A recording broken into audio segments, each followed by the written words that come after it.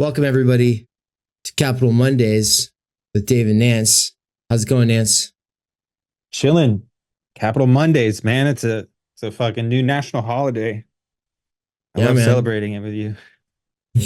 Yeah. There's not enough weekly holidays, let's be honest. Like yeah. I think that's the truly radical idea right there. Like I want to I want like look, don't come at me talking about how you want Black History Month or you want Pride Month. No, shut the fuck up. I want it on a weekly basis. Don't tell me you want it for a month. Tell me you want it for Wednesday. Tell me you want it for Wednesday. Yeah. And then tell me I get it off. If I get it off every Wednesday, I'll support. I don't even care. I just realized it is a national holiday, and we're not trying to belittle or minimize. But it's weird to call it a holiday, right? Martin Luther King Day. Oh yeah. It is a weird holiday. So bank holiday, federal holiday, whatever. Like, I guess it is like a nationally recognized day, but it's weird to call it a holiday because holiday has connotations of like, I don't know, something else. Not like 4th of July. Everyone goes out and has a picnic, and Yeah, like, are we gonna get fucked up and like go to a party in honor of Martin Luther King? Like, I don't think that's the best way to honor his contributions and sacrifices.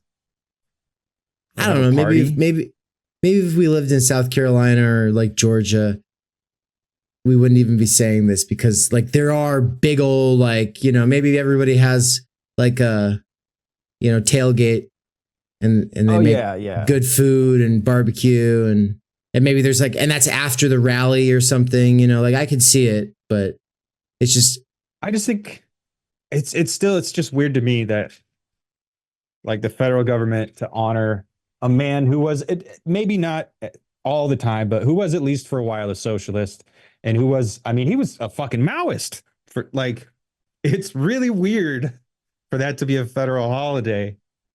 And some people love the guy, some people don't love the guy. Whatever, he's obviously an important figure in American history.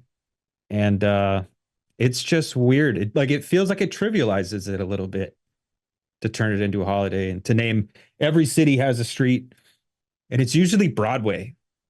Like they usually rename Broadway to Martin Luther King Jr. Boulevard. I don't know. It's just weird. It feels like it cheapens it a little bit. Yeah. I think the biggest insult with holidays is the fact that most working people just don't get to enjoy them and be a part of it. And so it's not really a holiday. It's a PMC special day. Like we should just call them that. Hey, it's another PMC special day. I'm glad the government workers and schools all get to enjoy it. But in the meantime, everybody else is out here going back to work. Yeah, the workers are still working. And the managers have it off. And it's like, man, that's weird. But you know what's cool? Anne's going to get paid time and a half today for working at Amazon. Amazon gives holiday pay. So these PMC special days trickle down in Amazon, not in any other workplace I've ever worked, which means that Amazon really is beyond the rainbow flags and BLM kind of stuff that they do. They are actually, for now, better for workers. And then people, I guess this is as good a time as ever to say it. I'm now famous on Instagram. I've been viral for the last like 4 days. I've got like, hi. Why? I said tight. I didn't know that. Oh, really? Did you see that short that I put up on the YouTube channel? The one of me. I put it yesterday. I uploaded it yesterday. I said this is going viral on Instagram, so I'll probably get fired, but I don't care, or something like that. No, okay. Well, I'll just tell you all. Like it shows the conveyor belt at Amazon with all the boxes going by. And it pans around and shows my e-reader and then it goes up to me, and I go, and then but it says over that my inherent transgression, like the whole time. And so I uploaded that on Instagram, like just for fun, probably 3 weeks ago. It got like 20 likes or whatever, and that was the end of the story. But then in like 4 or 5 days ago, just numbers, I kept getting pinged on it, and I kept getting new follows from it. And then I looked at it, I was like, oh, it's got like 20,000 views now. And then I looked at it like the next day, and I was like, oh, it's got like 50,000 views now. And then Mikey was like, hey, that reel you put up has like 120,000 views on it now. And I was like, geez. And now it's like, it's a lot higher than that. And so it's like, I have a comment. Someone said, hey, you better delete this because Amazon will probably fire you. And I said, I don't care. And I think I have 1,000 likes on that reply. like there is some anti-work algorithms that are just feeding people into it right now. And they're all like stoked about it. So why did I bring this up? Because we're talking about Amazon being bad. Oh, okay. That's the other thing. So talking about Amazon not being as bad as other places, you know, because people do make it out to be like the monster, you know, and you know, it's I get it, but also like people, I think people are oddly pessimistic about capitalism in the wrong ways. Like Amazon's not the big bad guy. Like it's Amazon's done more. They totalize, right? And so they're like, Amazon represents this thing that I know is the force of evil or whatever. It's the thing that's responsible for all the suffering in the world. And they take Amazon as the sole violator or whatever, because it is symbolically, and it does a lot of horrible things, but also it's like America. Like we're Americans, right? America's fucking done some horrible shit. There's also some really cool shit that we enjoy because we're on this side of that equation. Yeah, and when I say positives, I'm talking mainly two kinds of positives that I see. One is that it's actually increasing the sort of technological evolution that lays the basis for the kind of society that could be possible. And it's doing it while Walmart's not doing it, right? Like, so that's the thing is like people are like, oh, I'm against Amazon. Then they go shop at Walmart. And I'm like, I don't see the difference, except that at least in the case of Amazon, it is a model for like a future kind of work. Like there is in its germ form, there is a future there, which is through automation and the idiot proofing of work that they've really advanced that. Of course, the destruction of the planet and the insane levels of consumerism and the fact that no one needs any of this shit overnight and blah blah blah. The not paying taxes and all of these other things. It's like, okay, sure. People having to pee in bottles. Well, for sure. That's for drivers, first of all. And even then, if you listen to Juan talk about it, he thinks it's funny. Like it's just like, yeah, you pee in a bottle. Like, what's the problem? Like, what, are you going to stop and go to a porta potty? It's like, I've peed in bottles for jobs where I didn't have to. I have. I think that's the funny thing that like, your typical PMC activist doesn't realize because they've never had to work a real job. Like they're like, oh, someone's peeing in bottles. That's terrible. Oh my God, Amazon, how terrible. And it's like, yeah, construction workers are doing that shit too. It's like skipping lunch breaks too. Yeah.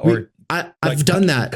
Coming in early and staying late and like doing all these things that are not good. Like it's not like they're great things, but they make it easier for the worker to get their job done.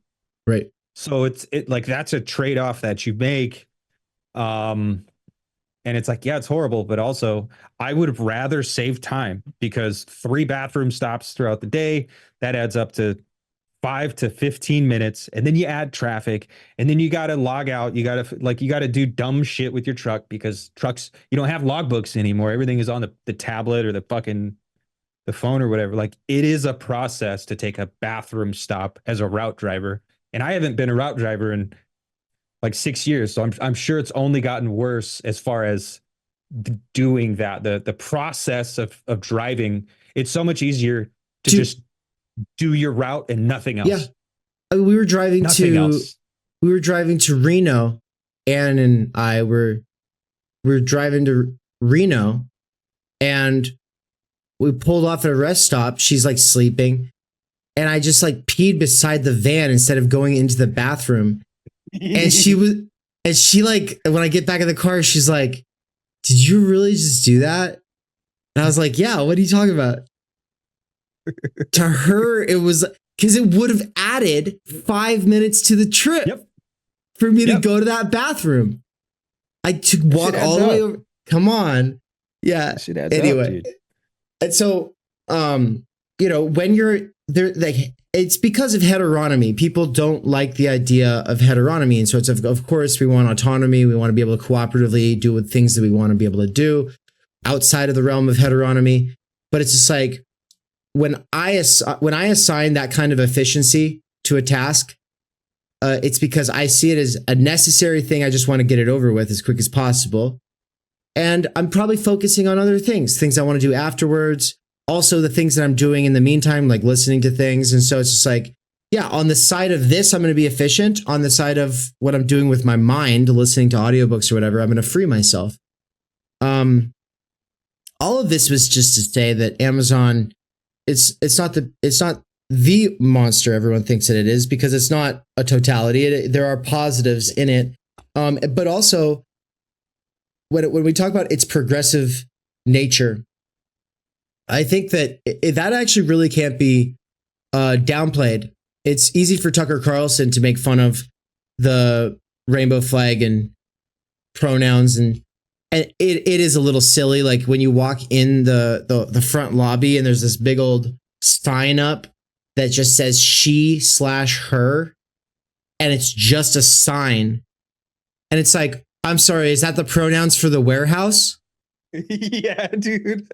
So now people are identifying as objects, and now objects can identify as agencies or people, if you will, with genders. Yeah. I identify as an it, and my Amazon warehouse identifies as a she. Identifies as a her. It's like, I don't think that's what they mean. I think what they meant by the sign was simply pronouns are cool. So here's an example of pronouns. Sure.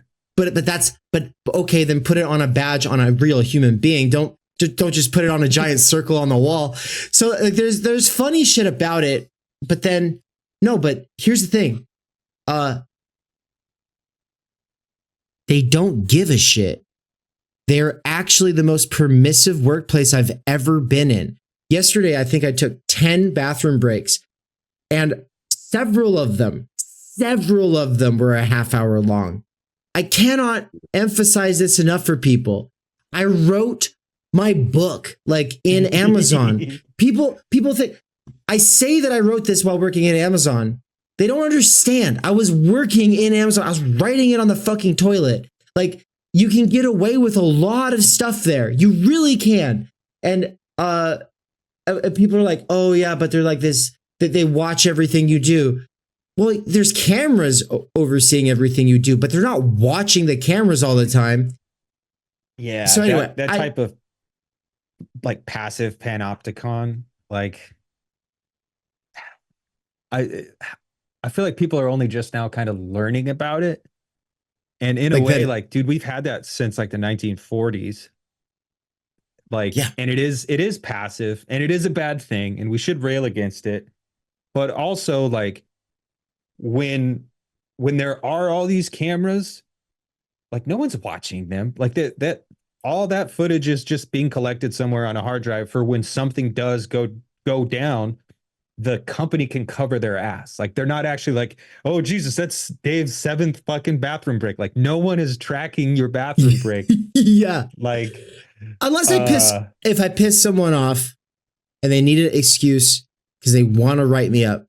Okay, sure. Then they have their thing. Right. Yeah. And then they'll go back through the footage that's on the hard drive. They But could, like, yeah, yeah.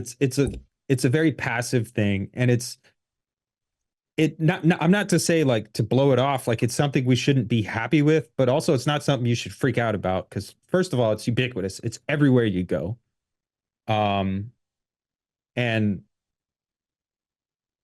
I don't know, treating it like, oh my God, that's horrible, isn't going to actually do anything about it.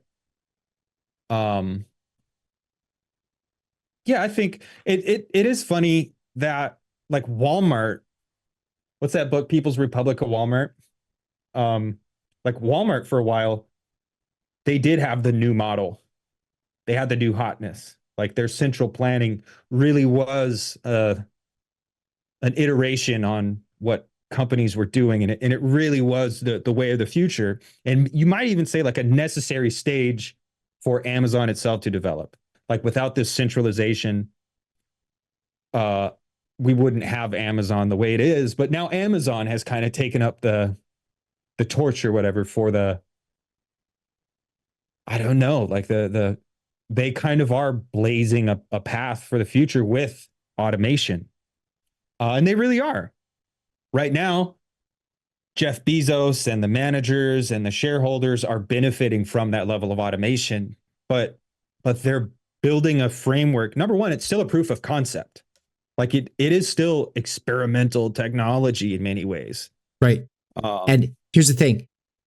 If we had some kind of visionary who knew how to speak across partisan lines and move us beyond some kind of simplistic reform or, nostalgized, idea of what revolution looks like, and was actually willing to work with all the different kinds of sectors necessary to put together some kind of a Manhattan project for reconfiguring how we live so that we could free up time energy.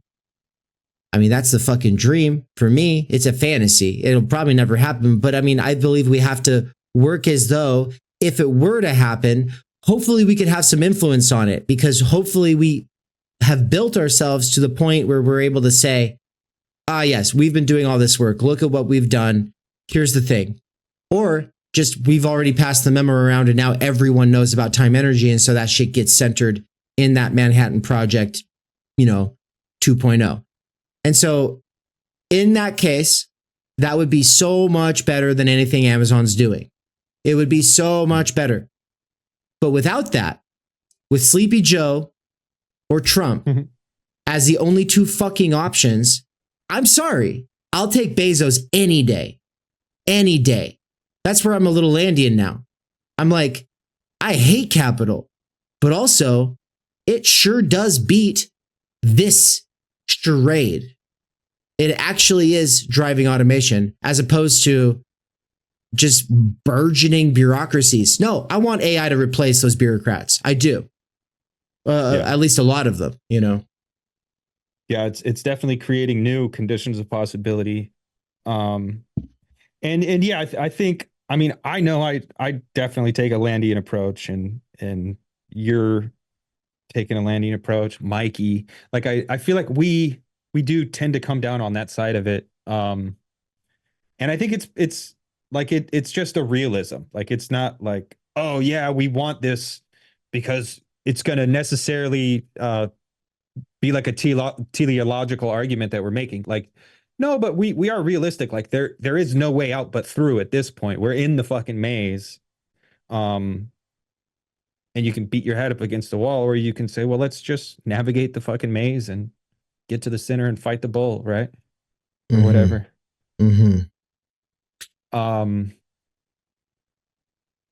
All this talk about algorithms, dude. Yesterday in the CMT thing, I forgot to bring up the one fucking thing I was excited to bring up the most was that AI comedy special I sent you. Oh yeah. Dude, there's a part of it towards the end that you need to watch. Like the first half, I think, was actually kind of depressing and annoying. Because it was just like, oh, I'm just going to regurgitate shit that it scraped from Twitter or whatever. And it was like super woke. But the second half was actually really, really uncanny, a little freaky. And then there's like a 5-minute window in it that just kind of blew my mind. I would like, it was fucking crazy. I didn't get to the second half, and I did not go, oh, this is cringe, but I did think, okay, so it took some trendy topics, and then it put it put a little George Carlin voice on some trendy topics, and came out with the same conclusions that blue checkmark Twitter was supposed to, from 5 years ago would have held, and so yeah. Well, in that. So the podcast is Dudesy, and it's run, it's managed, it's promoted, it's all that by an algorithm, allegedly. I don't know. They did that Tom Brady special. That's that thing I was watching in Colorado, where it was like Tom Brady making jokes about kissing his son and like all kinds of weird shit. And that was totally algorithmically generated. And then there's this new Carlin special. I don't know, dude. It was mind blowing. Like the 5-minute section, he's like, I hate technology, but also in a way I am technology. And it's like, well, yeah, you are technology. You're an algorithm, but he's assuming the role of the human. And then he's talking about, it was really uncanny, dude. I can't recommend. And I have the section saved. I screen recorded it, that I'll text it to you.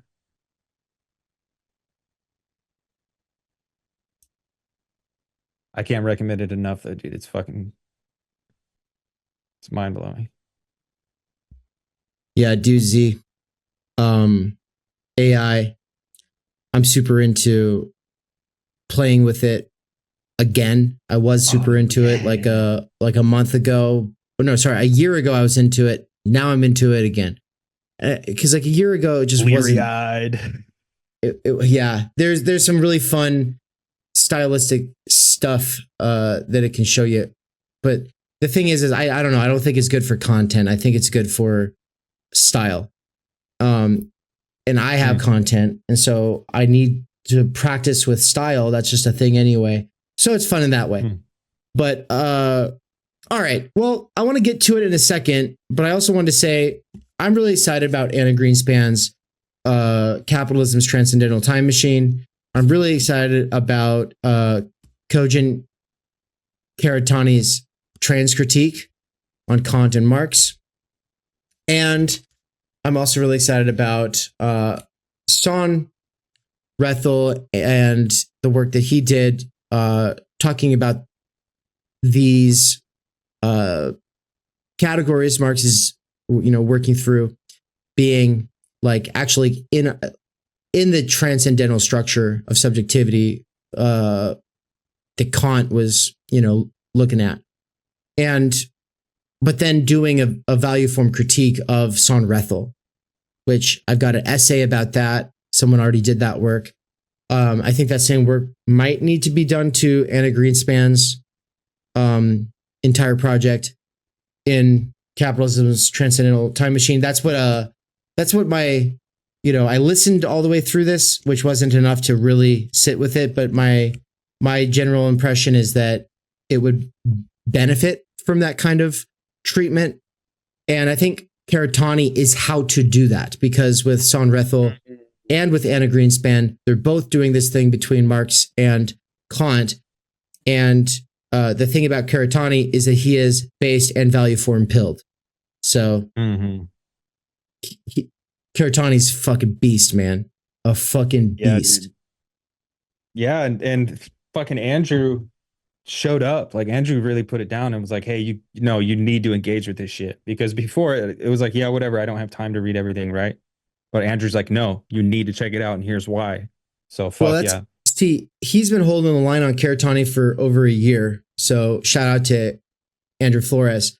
But the thing is, Andrew, whenever he talked about it, he was putting it in terms that didn't like make it relevant to anything I was doing. But when Andrew heard us talking about this value form shit, that's where Andrew was like, oh, Karatani's on this. Boom. Yeah. And I was like, oh shit. Oh, okay. Cool. Yeah. Okay. You got me. Sold. So yeah. Also, Karatani wrote another book called The Structure of World History from Modes of Production to Modes of Exchange. And I'm really interested in that as well. Because any work on time energy ultimately has to be able to talk about the different ways that time energy has been organized by and for power. So sounds like a good way to get into it. But what do we have in front of us? Part 3. Before we get too into it, just some, I guess, meta commentary on some commenters from previous episodes that are that's right. I said before we started this recording that I was going to say a few things to address what I think has been a failure on my part, not on Nance's part. No, okay, no, Nance. Okay, you go ahead. Right. You say your piece. You say your piece. Yeah. So go ahead. Say your piece, and then I'll. Yeah, I just initially someone, and I can't remember the commenter's name, and I do appreciate the comment. It was a long thought out comment. But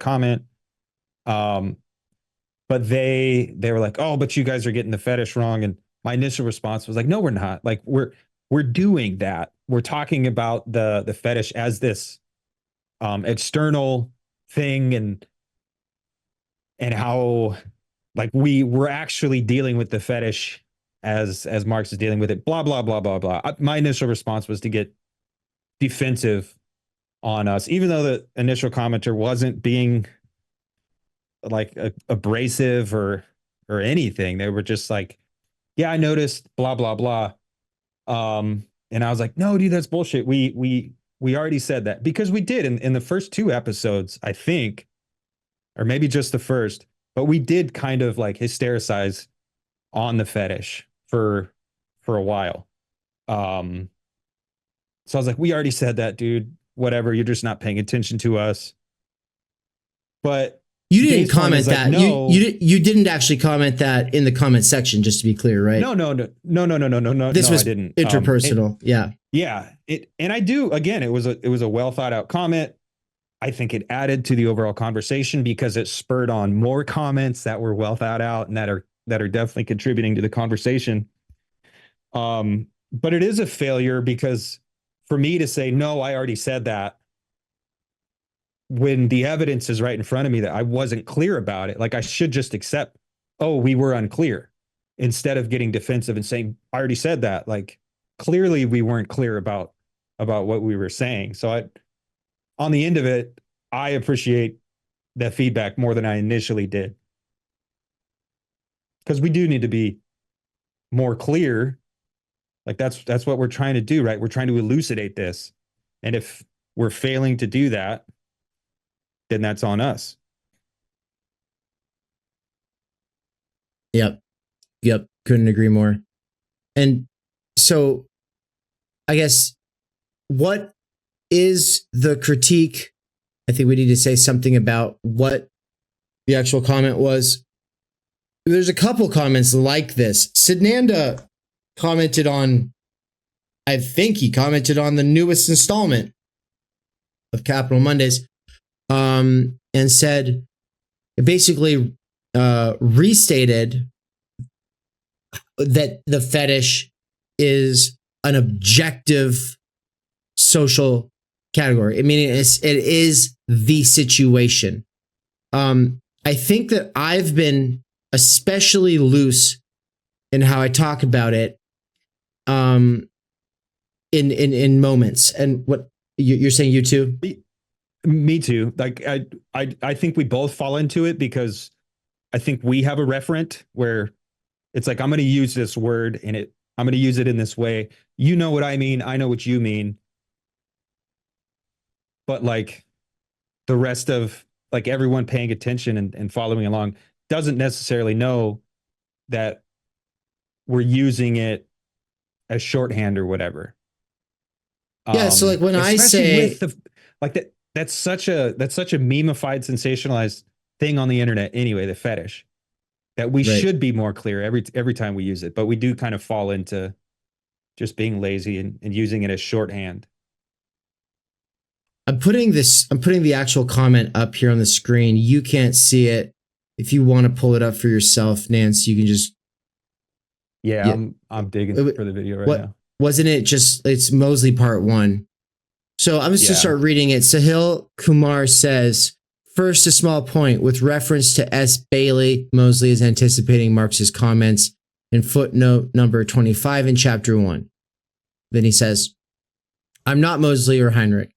So in the end, obviously go ahead and ask them these questions. But I can clearly see at least a few reasons why you're missing the point.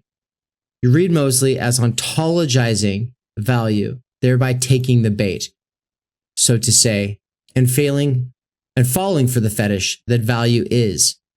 As against an objectively true or real thing, it is instead a phantom-like objectivity, you pointed out. The mistake here is that you are thinking of Marx's notion of fetish as located within our heads, as a misreading, misunderstanding, or a confusion based in thought. That is a mistake. This is a point readers of Žižek should be alert to, as his whole notion of ideology is based on this. It is not that value as a fetish is an illusion covering up or hiding the true state of affairs. That say, the source of value and truth is concrete labor or nature or something else instead. If it were so, the illusion of value should disappear as soon as its secret is revealed. And yet value continues to function in the real world, unconcerned with our demystification of it. The problem instead is rather this, that our social reality itself already turns into a socially objective truth, this abstract thing, what Marx calls a supersensible or social thing. The Penguin translation doesn't capture the nuance of the statement. Or sinnlich, übersinnlich oder gesellschaftliche Dinge, literally translated sensuous, super sensuous, or social thing. So while it is true that value as the social form of the products of our labor is not an ontological truth in the sense of a transcendental or transhistorical truth, but a socially ontological truth in the sense that A, it is historical, and B, it is supported by our present social being. Remember, for Marx, it is our social being that determines consciousness. Toward the point A above, see Marx's footnote number 34 in chapter 1.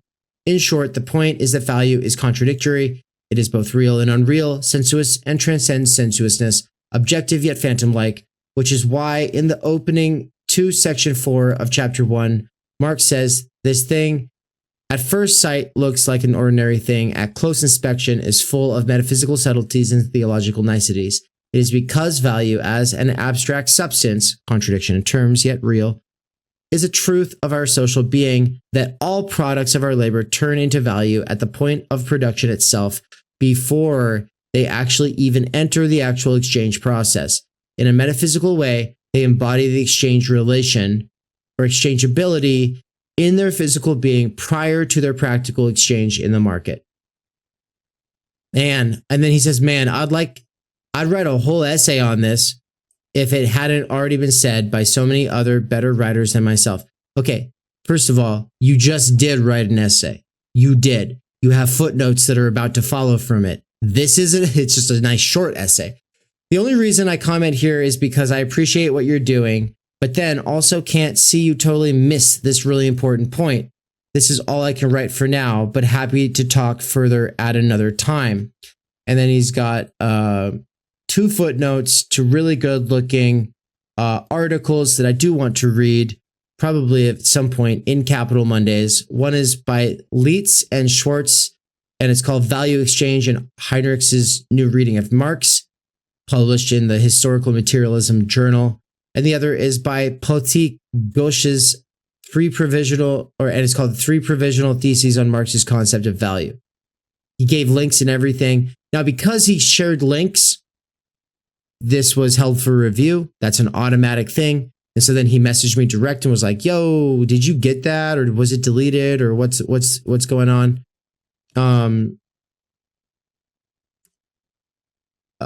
really quick, to the person on Twitch who said, "Hey Dave, where's the level 3 subscription for all the courses?" Hey, how's it going?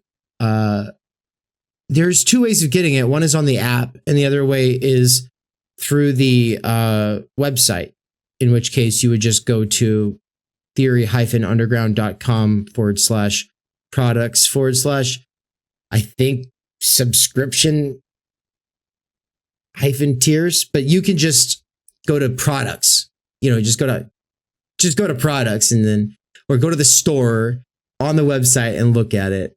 Yeah, I'm not going to try to remember the whole URL right here, but yeah, definitely check it out.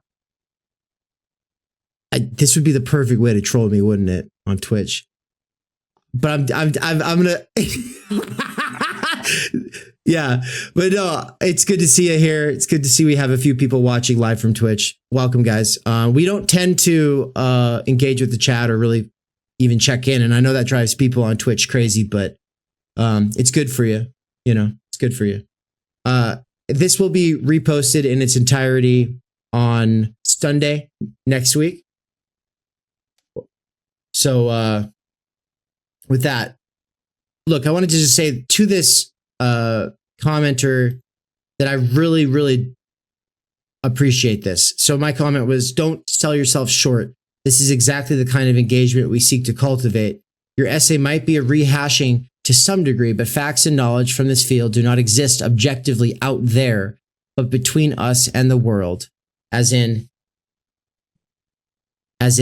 this space. You're the first to say it this way, and that's what matters, because otherwise the space would be poorer for it. And then I said, I'll think about your criticism if you'd ask me point blank that I think fetishism happens in our heads and is simply about mistaking something. I would have said no, because I know that's not it. But if I slipped into saying things that way, then that's good to know. Now, I do think, and I didn't go back over everything I've said, but I'm just thinking, it's like, no, I think I do have this tendency to talk about it that way. Like it's an uncareful way of talking about it. And Karatani, in his book Trans Critique, says that I think he was saying that the syndicalists tradition had really taken on this idea that it is just something in your head, and that instead of a revolution, what we really need to be doing is kind of pilling people on how this shit ain't real, right? And it's like, I was like, damn, dude, if I sound like that at all, then that's a mistake. I have to be careful. Yeah. Well, and it is, I think, of the many concepts, I think it is one of the ones you have to be the most careful with, because it is so widely, it's a meme. Like, it's so superficial. People don't get it. We fall into it all the time. And it is emotionally charged, because like, it is this thing that is bullshit. Nevertheless, it exists. And because of that contradiction, like, we're like so emotionally invested in like, but it's bullshit though. But that just because, but it's bullshit though, doesn't mean it's not real, doesn't mean it's not there, doesn't mean that it doesn't persist. And even if we want to think outside of it, even in an ideal society, we would still have some idea of what gets called value. It's sloppy language. We should take care to be more careful with it. And I appreciate, I super appreciate that criticism. See, that's the thing, man. I also, oh no, go. I think, because we're so used to talking about Timenergy and how, like, no, I don't care about value. I don't care about value. Like, I do want to throw that word away. I do want to have a new way of thinking. And right, I think Timenergy can get us there, but because we're in a sense already there, and that's the game we're playing, like, our language is going to fail when we're trying to communicate with people that are still playing this other game. And that is on us. So Sahil is actually being very helpful. And I want to see what else Sahil has to say. I mean, I would love to read a long essay by Sahil. Yeah, Sahil. And that's the thing is at Theory Underground, look, we don't want to reinvent the wheel because there's a lot of amazing scholarship that comes before us. But without a super elite education, we don't have access to somebody who spent an entire life bringing together the most essential stuff and qualifying all the arguments. And so, yeah, I like to bring people on for interviews, but I can't bring them on if I don't know who they are. And I can't infer knowledge that I have not worked through myself. And so you should assume that I don't know what I'm talking about if I say something in a way that makes it sound like I'm going with this, it's just a bunch of smoke and mirrors, and if people could just see through it, then we would be beyond it. It's like, no, it is actually socially necessary labor time. Abstract value does determine things. Like this is all real in the sense that I can't just run this operation on fumes. I actually have to charge for courses at Theory Underground. Wouldn't it be nice if I didn't? And when I put prices on things and I'm sitting here trying to think, okay, well, what's going to work? It actually requires, these kinds of appeals to,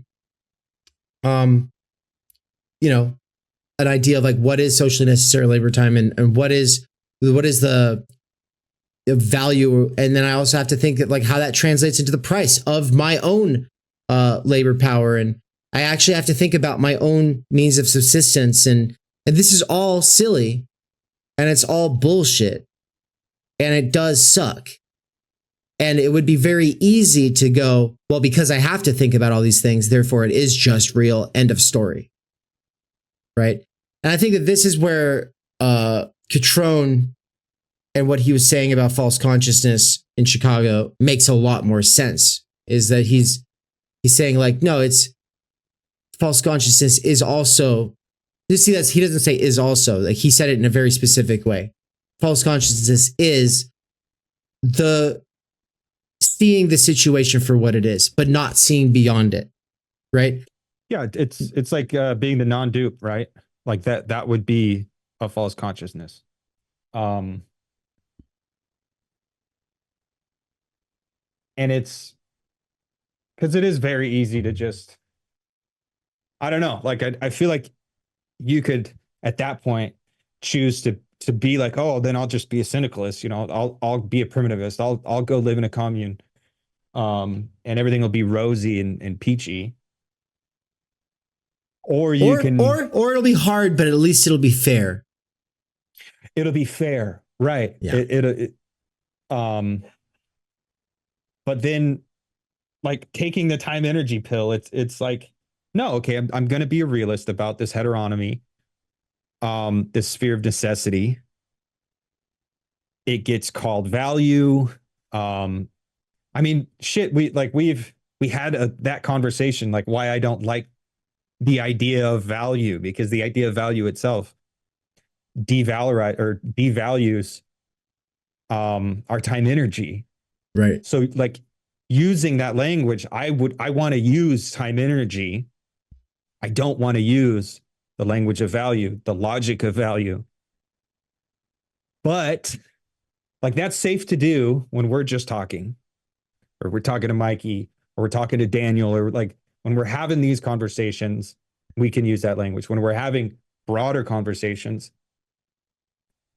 we will tend to sound like younger, like teenage, like, oh, well, no, it's, stop consumerism. Like, it's like, no, it is much deeper than that. It is a contradiction. And it's something that has to be sublated. It's not something that can just be rejected. Like, you can't just say, well, I refuse. I'm going to go live in the desert in California in a commune. Like, no. So it's good. It's good feedback. Sahil's comment was good feedback. Where was Sid's reply. Dude, Sahil's like literally in the Twitch chat right now. He said if that's the case, I'll definitely try to write something longer because this problem is super important. Thanks for the sincere engagement. Appreciate it. This is me here, by the way. Yeah, man. That's awesome. Hell yeah, dude. Like, What's okay. up? You know, and then Sidnanda, we can't find your comment, man. We don't know what happened to it. It wasn't held for review. I saw it this morning. Then it's gone. THC, GSB, I already answered it. If you ask me again, I'm going to block you. I already answered it. If you just missed me answering it, then just go to the website and just go to the store. But I did answer it.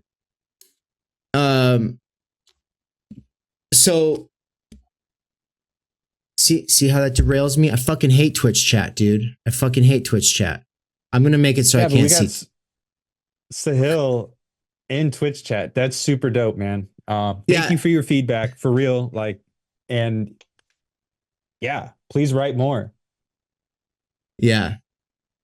I don't know if you've seen all the episodes of Capital Mondays.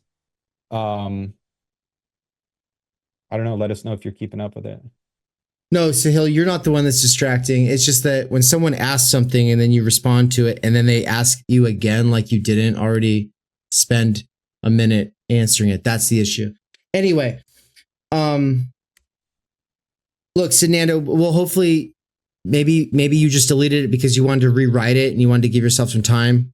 I'm hoping that's what happened because otherwise I don't know what happened, but it was a really well thought out comment, and it was actually kind of in line with Sahil's comment. It was Sahil's comment was laying out like, well, this is socially objective, like it's real, but it's not trans-historical. It is historically contingent, blah, blah, blah.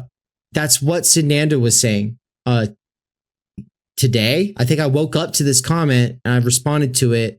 And then like when I went to show it, it was gone. And I was like, what happened? Anyway, so with all that said, like I want to get into it today. Yeah. My sort of closeout for this whole segment is just to say thank you. Like it really does confirm that we are doing something important. Sahil said, I don't want to creep you out, LOL, but I guess it gives you the sense of how important I find this discussion, but carry on. Sorry for the distraction. No, so that's the thing. Like, if it wasn't for these like well thought out and correct kinds of feedback that we're receiving when we are speaking in a lazy way, I think we would just get lazier. I think that we would just atrophy and we would kind of be in our own little circle jerk where we're just like, oh, I know what you're saying and you know what I'm saying, right? And then we'd be like, yeah, we just keep talking to each other, confirming that we think we know what we're talking about. But if it doesn't make sense to you all, then that's the thing. We need that. We need that. And so it's like, I guess my biggest fear with Capital Mondays was that because it's longer form content, because it's super dense, because we're working through all of the 3 volumes of Capital and all of the secondary literature and bringing in all these contemporary debates, that everyone would be like, okay, I can't do that. I cannot keep up with this. Right. But we've had quite a few people say, hey man, I'm here for it. Hey man, I've been doing this shit at work. Hey man, I do this on my breaks at work, or I do this on my days off. Like, what did Rudy say? What did Rudy say? Are here for it. Yesterday, Rudy said, what, he takes his dog on walks or something like that. He can't listen at work. So he takes his dog at work. He's got to be fully engaged. So he takes long walks with his dog and listens to Capital. It's like, hell yeah, dude. That's a long walk, man. Yeah. That's a really long walk. That's awesome. But no, I think the right kind of people are listening, because it is the kind of people who are like, no, I'm here for it. I want this. I think our shortest one was 2 hours. Our longest one was like 6 or 7 hours. Yeah. We want people with that type of mental endurance. Yeah. And then, we also love the people who don't have it yet, but this is what we have to do if we are to do the introductory kinds of courses for the people who don't have that endurance, right? The people who do have that endurance, it's like Du Bois's talented 10th, like they got to get together and help each other so that they can uplift the rest of the race, right? Like, sure. but we mean the human race. Yeah. There we go. Yeah. All right. Let's get into it. Let's do this, dude. We're Section on page 1.3. 22. The beginning of section 1.3.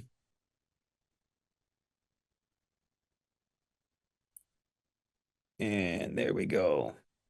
Section 1.3, the form of appearance or expression of value as exchange value.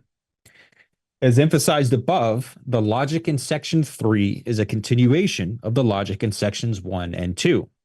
We have already seen that Marx explicitly noted in section 1 this logical continuity between sections 1 and 2 and 3. As previewed in sections 1, section 3 derives money as the necessary form of appearance of the substance of value, objectified abstract human labor, and the magnitude of value, socially necessary labor time, as derived in sections 1 and 2, and determined in production independently of exchange. Throughout section 3, each commodity is assumed to possess a common property, the substance of value, objectified abstract human labor, indefinite quantities, the magnitude of value as derived in sections 1 and 2. This is the basic presupposition of Marx's derivation of the forms of value in section 3. This is the causal connection between sections 1 and 2 and 3. Briefly summarized, Marx's argument in section 3 of chapter 1 is as follows. The necessity of money in a commodity economy arises from the fact that the substance and magnitude of value which exists within each commodity are not directly observable as such in units of objectified abstract human labor time. Not an atom of matter enters into the objectivity of commodities as values. That's Marx, page 138. As Marx put it in section 1, as discussed above, the value of commodities has a phantom-like objectivity. That's on 127. Therefore, the question addressed in section 3 is the following. How does the presupposed unobservable quantity of objectified abstract human labor contained in each commodity, as derived in sections 1 and 2, acquire an observable and socially recognized form of appearance? This is the subject that Marx promised twice in section 1 to return to, as we have seen above. The progress of the investigation has indeed led Marx back to exchange value as the necessary mode of expression or form of appearance of value, i.e., of the substance of value, objectified abstract human labor, and the magnitude of value, quantity of objectified abstract human labor. Marx posed his question in the introduction to section 3 as follows, with an unfortunate sexist joke borrowed from Shakespeare. Quote from page 138, the objectivity of commodities as values differs from Dame quickly in the sense that a man knows not where to have it. Not an atom of matter enters into the objectivity of commodities as values. It is in this sense the direct opposite of the coarsely sensuous objectivity of commodities as physical objects. We may twist and turn a single commodity as we wish. It remains impossible to grasp it or observe it as a thing possessing value. Marx's general answer in section 3 to this question, how does the unobservable quantity of abstract human labor of a single commodity obtain an observable form of appearance, is that the quantity of abstract human labor contained in any given commodity can appear only as the quantity of some other commodity, the equivalent commodity, and ultimately the money commodity, that is equated with the given commodity because it contains the same quantity of objectified abstract human labor. On 138 through 39, However, let us remember that commodities possess an objective character as values only insofar as they are all expressions of an identical social substance, human labor, that the objective character as values is therefore purely social. From this, it follows self-evidently that value, can only appear in the social relation between commodity and commodity. In fact, we started from exchange value, or the exchange relation of commodities, in order to track down the value that lay hidden within it. We must now return to this form of appearance of value. Marx's derivation of money in section 3 from the presupposed objectified abstract human labor derived in sections 1 and 2 is clear from the details of the derivation. The specific characteristics of objectified abstract human labor as developed in sections 1 and 2, homogeneous quality and definite quantities, determine the necessary characteristics of the form of appearance of value, or money, that is derived in section 3. The simple form of value is insufficient, Marx on page 154, and the expanded form of value is defective on page 156 and 57, precisely because these forms of value do not adequately express these characteristics of the substance of value, objectified abstract human labor. I will not provide a complete summary of section 3 and will only discuss these points that are especially relevant to my disagreement with Heinrich. So, Moseley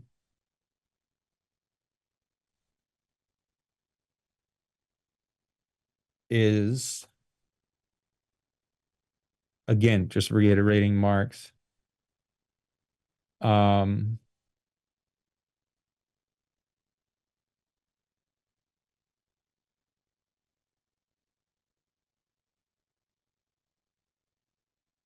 necessary mode of expression, form of appearance of value, substance value, the magnitude of value. Marx posed this question. So the Pokeball, once again, Moseley's leaving out that other half of the Pokeball. Yeah, somebody actually had said in the comments, and this comment is also missing. So it's like 2 comments from this morning, both missing. I don't know what's up with that, but the other one was saying that Marx bracketing out exchange in the previous 2 sections 1 and 2, doesn't mean that Moseley or Heinrich is correct. And I had said to that, yes, that's true. That is not a sufficient condition for either of them being correct. But it is all we need to show that Moseley's like misusing the section. That's the point. Yeah, and like that's why it sucks that it comes down to like essentially team sports. Oh, well, yeah, Moseley's right. Yeah, Heinrich's right. I don't care.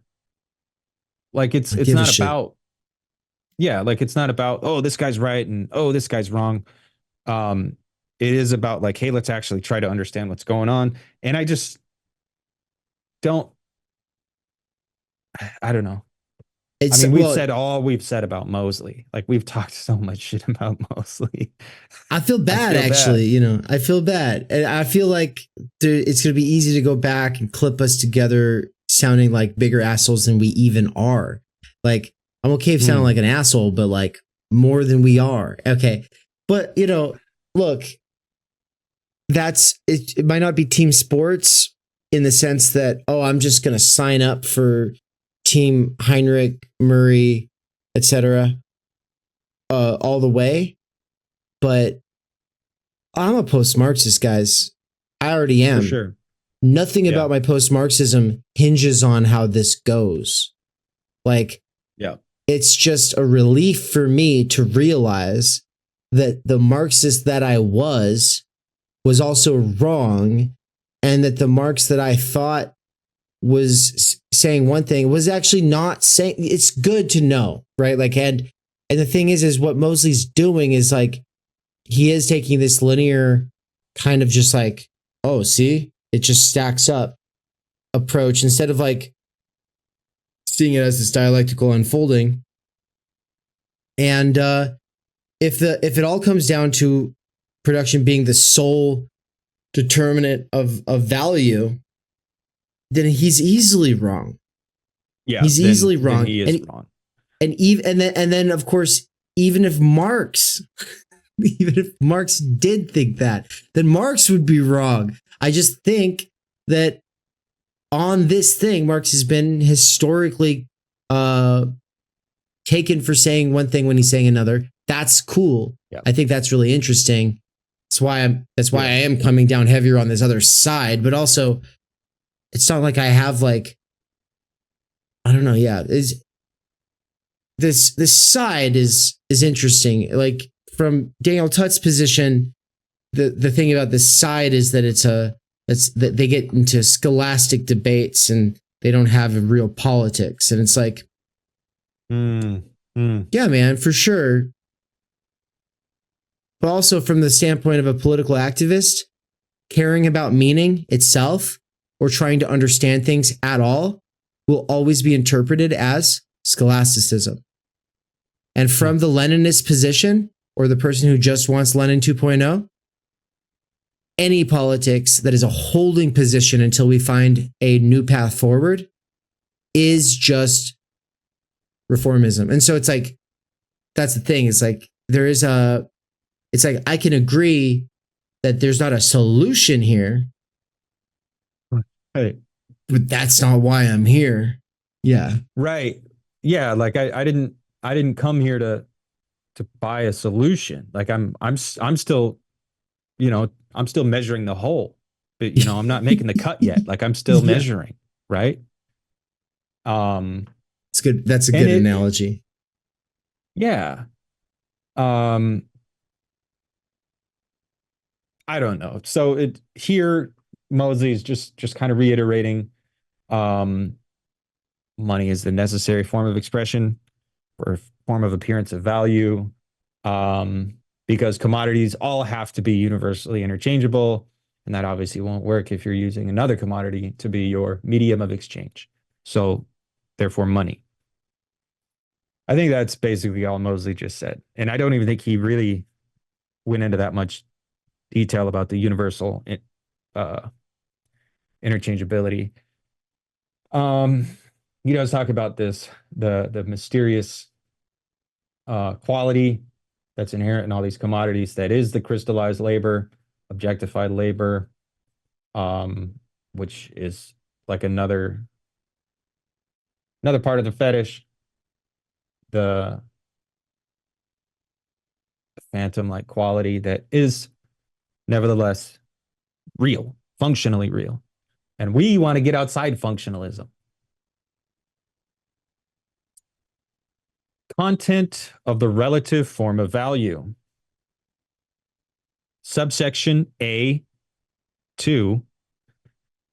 is about the relative form of value, and subsection A2(1) is about the content of the relative form of value. The content of the relative form of value means the qualitative equality of the relative form of value, the same unit of measure in terms of which the two commodities are equated. The subsection begins as follows, from Marx on page 140 through 141. In order to find out how the simple expression of value of a commodity lies hidden in the value relation between two commodities, we must, first of all, consider the value relation quite independently of its quantitative aspect. The usual mode of procedure is the precise opposite of this. Nothing is seen in the value relation but the proportion in which definite quantities of two sorts of commodity count as equal to each other. It is overlooked that the magnitudes of different things only become comparable in quantitative terms when they have been reduced to the same unit. Only as expressions of the same unit do they have a common denominator and are therefore commensurable magnitudes, whether 20 yards of linen equal 1 coat or X coats. It is always implied, whatever the proportions, that the linen and the coat as magnitudes of value are expressions of the same unit, things of the same nature. Linen equals coat is the basis of the equation.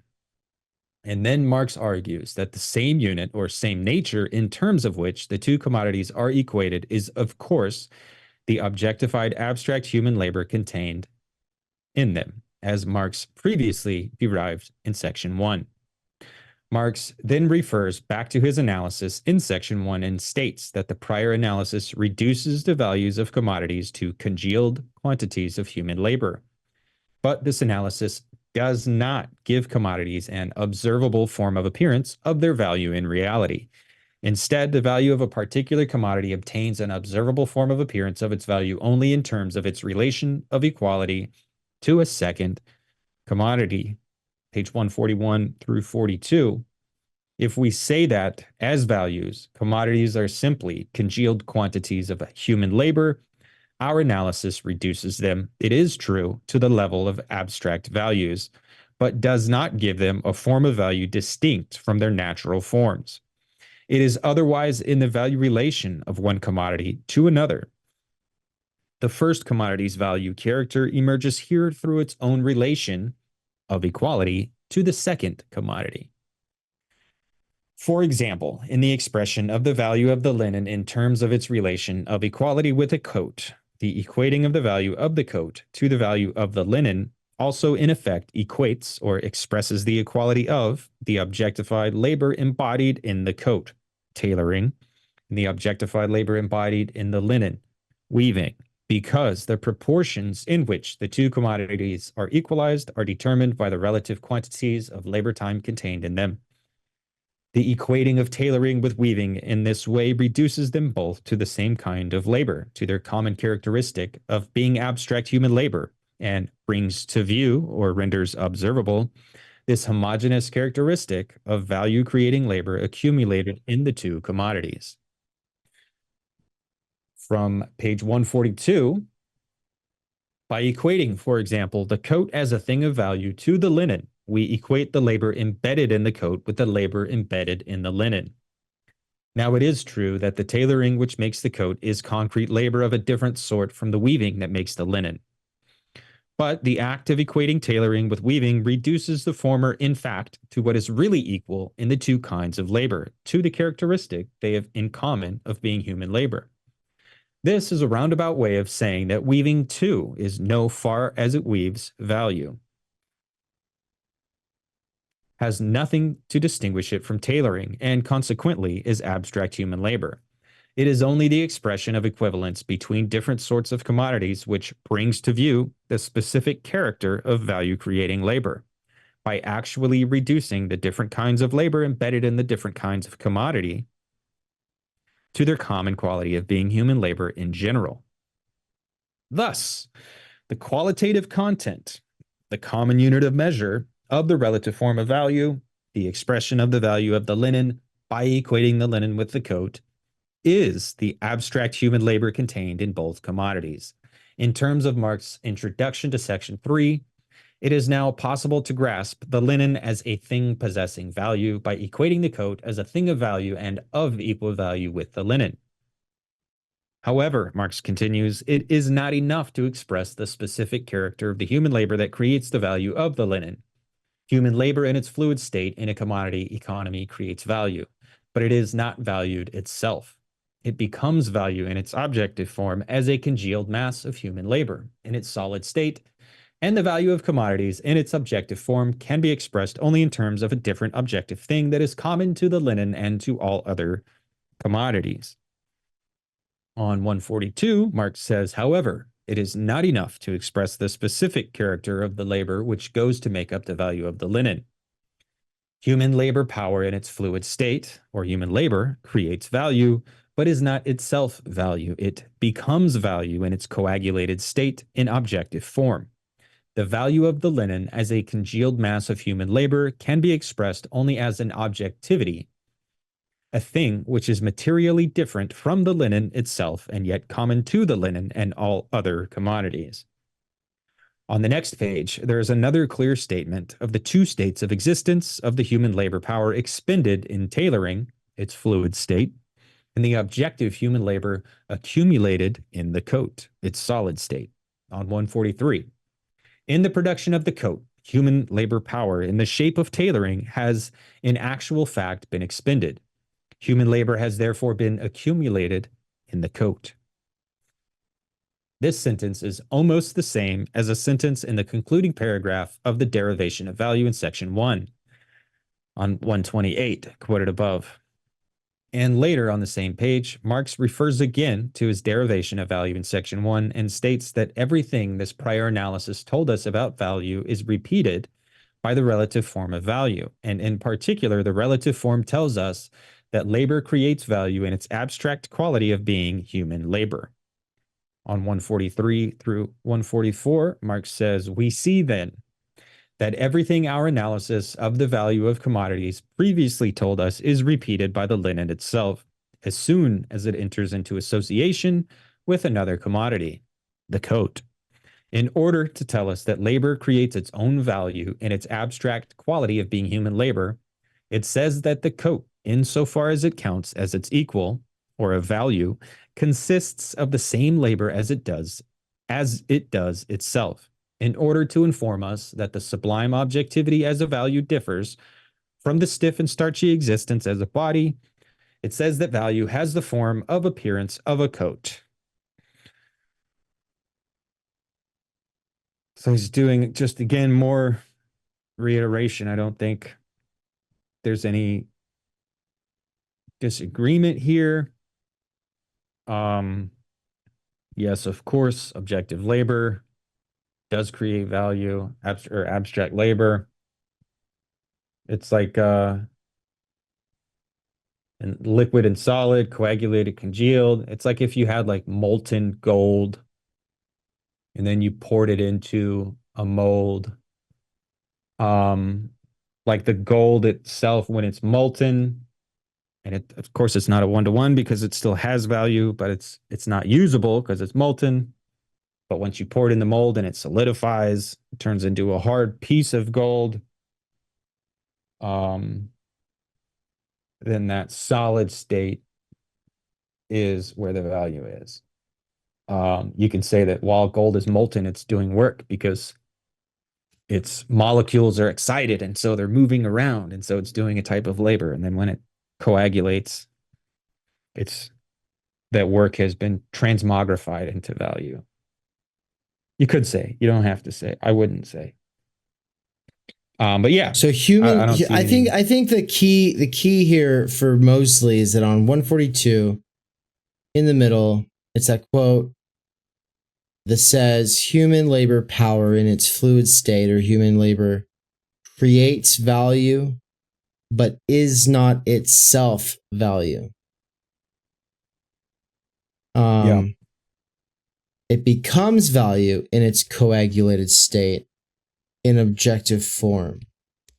The value of the linen as a congealed mass of human labor cannot be expressed only as an objectivity, a thing which is materially different from the linen itself and yet common to the linen and all the commodities. The problem is already solved.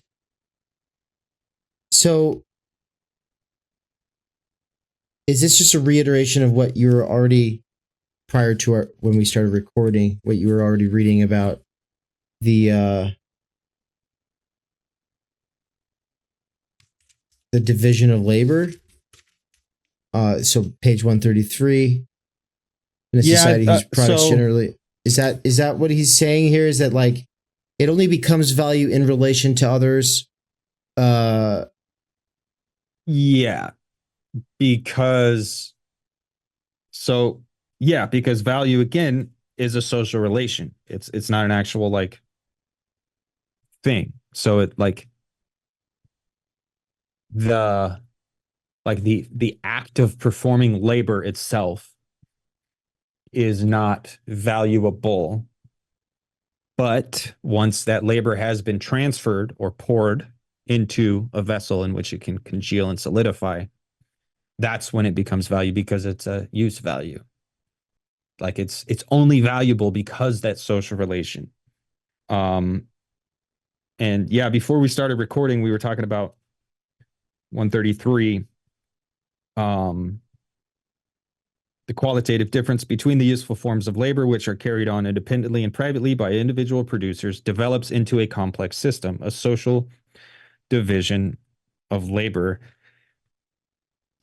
Yeah, I think it's talking about the same thing. It is talking about that process. Like, none of this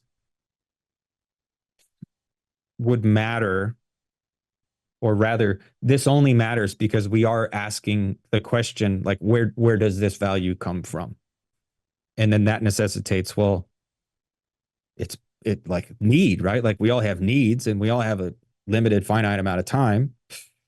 So it takes me this amount of time to do this one thing. If there's something else that satisfies my needs and saves me time, then that's going to have a quality of being useful. And so it becomes valuable to me based on my situation, the context, the social relation.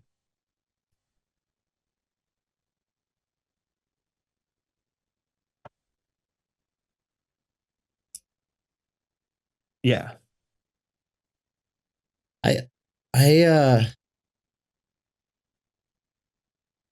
I see how he thinks this works for him, but I also saw how it works for Heinrich. So that's why I'm like, I don't. No, because Marx isn't saying like this is the only sole source.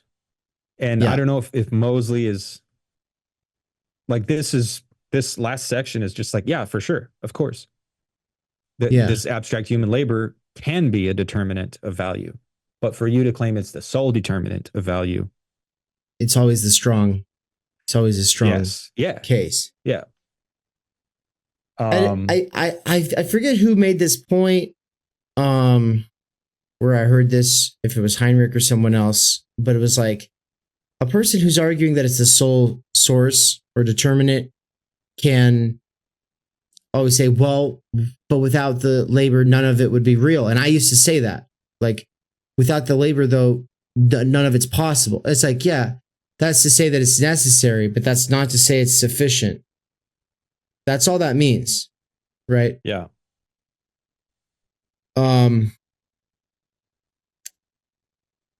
Cool.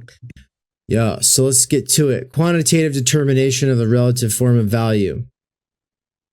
The next subsection, A2, section 2, the quantitative determinacy of the relative form of value, provides very clear textual evidence that Marx's theory of the form of appearance of value presumes that each commodity contains a definite quantity of objectified human labor, and that these presumed quantities are objectified human labor are used to provide a quantitative labor theory of the form of value. In this,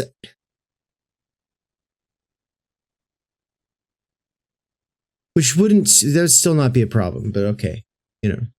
Yeah, it's again like. Thank you. What's that? Moseley is just like saying like, see, that's all, that's all. And it's like, no, that's not. Like, we're not saying that's not there. Like, that is there. But that's not all that's there. Yeah. It's like, yes, there it. Okay.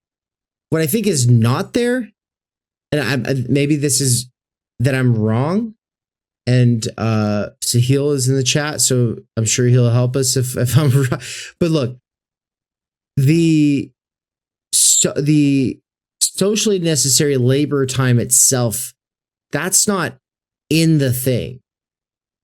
There's objectified human labor in the thing, and recourse to socially necessary labor time is being made to determine abstract value, and the legitimation narrative of the whole operation is that, well, we know there's actual objectified labor in the thing. Like, that's intuitive, it's obvious, right? Even if you don't believe that's the transhistorical ontological reality, it's still that is a situation. You can't get out of that situation, right? Yeah. And that's like, so when I've said in the past, like, see, Moseley is doing this thing, like he's ontologizing labor, and like, that's what I guess I've been trying to get at. Like, it is just a reference to that objectified human labor, or that socially necessary labor. The objectified human labor is making reference to socially necessary labor. And that's where I take issue. Like, socially necessary labor is a thing that will not go away. But pointing back to it to legitimate the objectified human labor is problematic, and that's what we're taking issue with. And it does seem like Moseley is saying that. I guess he hasn't come out in so many words and said it, so to be fair. Sahil says also that the first chapter of Sublime Objects of Ideology is good for the fetishism discussion. And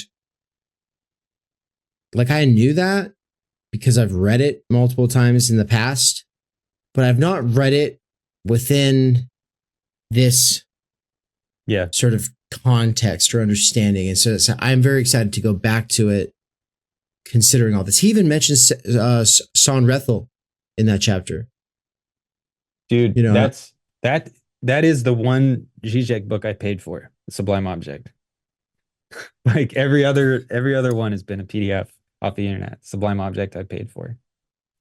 But yeah, to go back to it now, especially after, so for they know not what they do, to go back to Sublime Object, I was excited. Now I'm also excited that to read it with this eye towards the fetish instead of,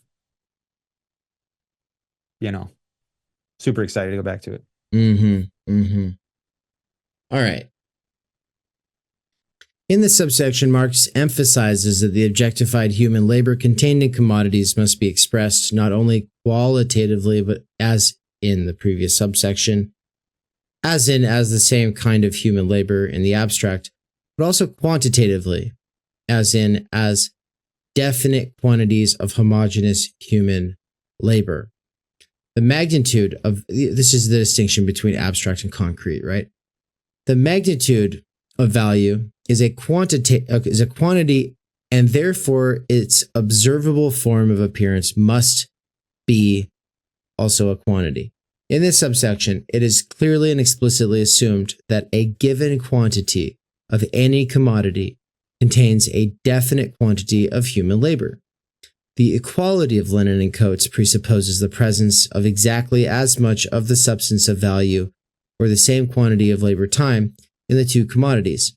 This subsection also discusses how the quantitative expression of the value of the linen in terms of its equality with coats changes when there is a change in the labor time necessary for the production of either the linen or the coat or both.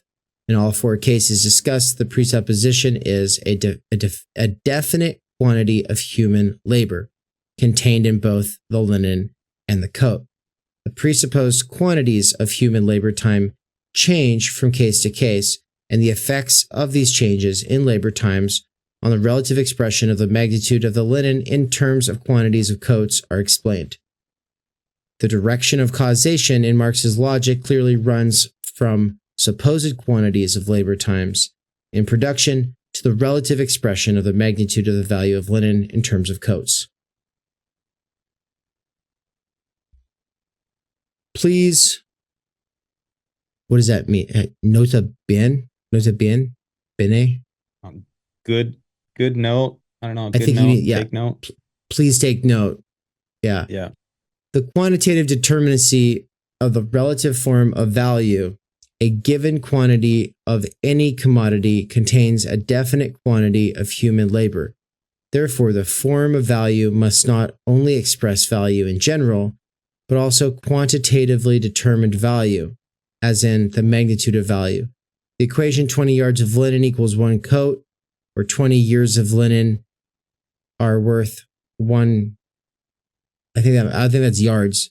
Or 20 yards of linen are worth one coat, presupposes the presence in one coat of exactly as much of the substance of value as there is in 20 yards of linen, implies therefore that the quantities in which the two commodities are present have cost the same amount of labor or the same quantity of labor time. But the labor time necessary for the production of 20 yards of linen or one coat varies with every change in the productivity of the weaver or the tailor. The influence of such changes on the relative expression of a magnitude of value must now be investigated more closely. 1. If the labor time necessary for the production of linen be doubled, instead of the equation 20 yards of linen equals one coat, we should have 20 yards of linen equals two coats, since one coat would now contain only half as much labor time as 20 yards of linen. If the labor time necessary for the production, and this is 2, if the labor time necessary for the production of a coat is doubled, we should have, instead of 20 yards of linen equals one coat, 20 yards of linen equals half of a coat. 3. Let the quantities of labor necessary for the production of the linen and the coat vary simultaneously in the same direction and in the same proportion. In this case, 20 yards of linen equals one coat, as before. And then finally, number 4, the labor time necessary for the production respectively of the linen and the coat, and hence their values, may vary simultaneously in the same direction, but to an unequal degree, or in opposite directions, and so on. The influence of all possible combinations of this kind on the relative value of a commodity can be worked out simply by applying cases 1, 2, and 3.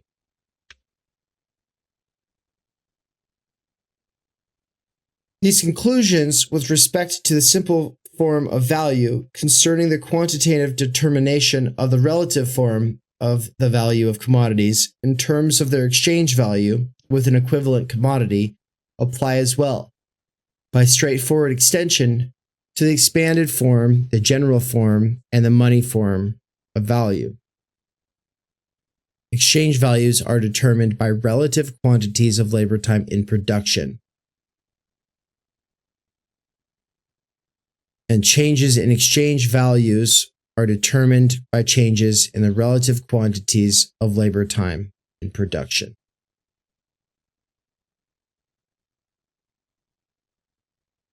So he's saying, yes, it's social. Yes, the commodity doesn't have value in isolation from other commodities. The value is, it's like the value is actualized in exchange, but its source is in labor. Its source is in labor time. Yeah. So yeah, he's saying it is this thing that is in the commodity object, and it got there solely through labor, and the expression of it can change with the social relations, because it's just like the form of appearance is expressed through language, and language is going to change, but that value is still this thing objectively that got there only through the process of abstract labor, or actually only got there through useful labor, and then useful labor is flattened out to abstract labor. Which again, the only thing wrong there is saying like labor is the sole source and the sole determinant.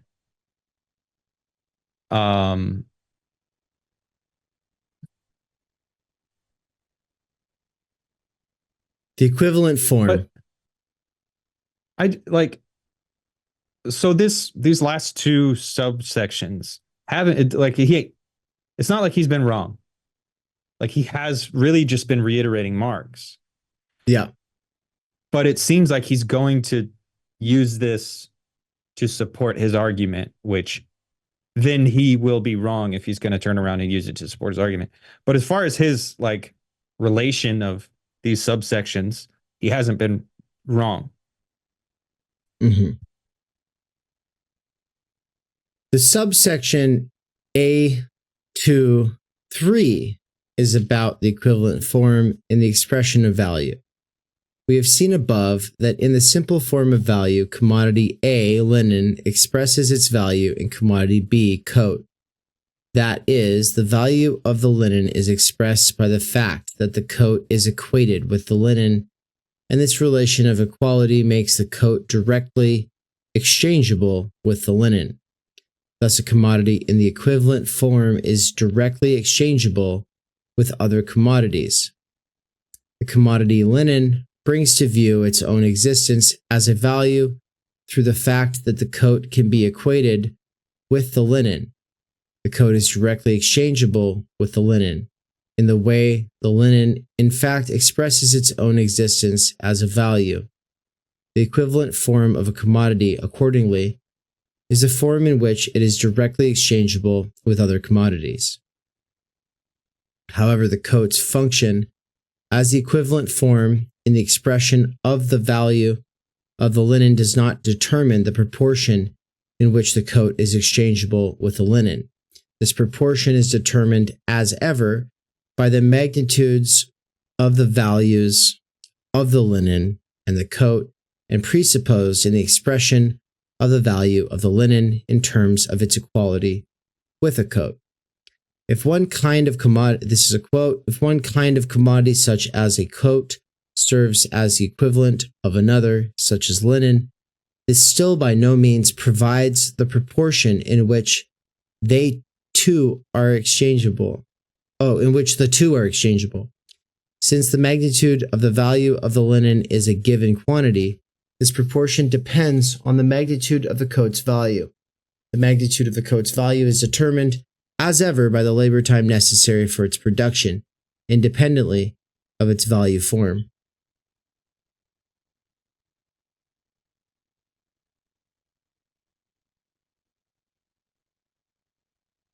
I mean, is he italicizing that? So he's italicizing these things because that's to help him, right? I can't remember. No, I think he bolds Mark's emphasis. He bolds, and his own emphasis he italicizes, I think, or it's the other way around. Can't remember. He does state it though at the top of the book. Well, this is from page 147. Let's see. Trying to find it on 147. If one kind of commodity, here we go. It's the middle paragraph. Second paragraph. Yeah. He did the italics there. It's his emphasis. Yeah. So, but his point is simply what he left out the end of that paragraph. Well, and is that significant because of what it says? No, it's not. It's not. It's just it's just stating the inverse of, like, when you reverse the positions, you reverse the relationship. No, it doesn't matter. The only reason it's slightly sloppy is because he uses the ellipses for the parts he's cutting out in between, but then he doesn't include the ellipses at the end, which he should have also done if it's not the full paragraph. Yeah. But I mean, that's probably just a little pedantic, and this didn't have a proofreader. We've already determined that.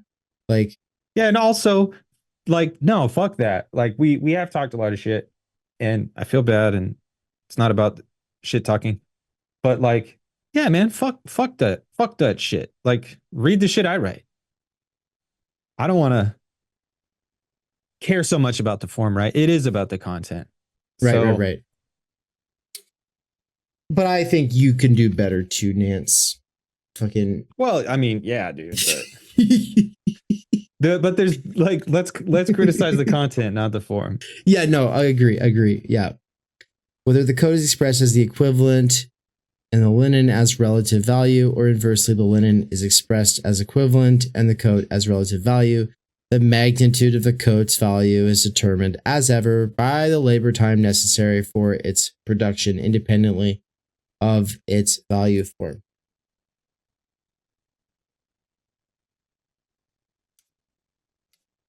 All right. Most of this subsection is about what Marx calls the three peculiarities of the equivalent form that follow from the fact that the equivalent commodity is directly exchangeable with other commodities.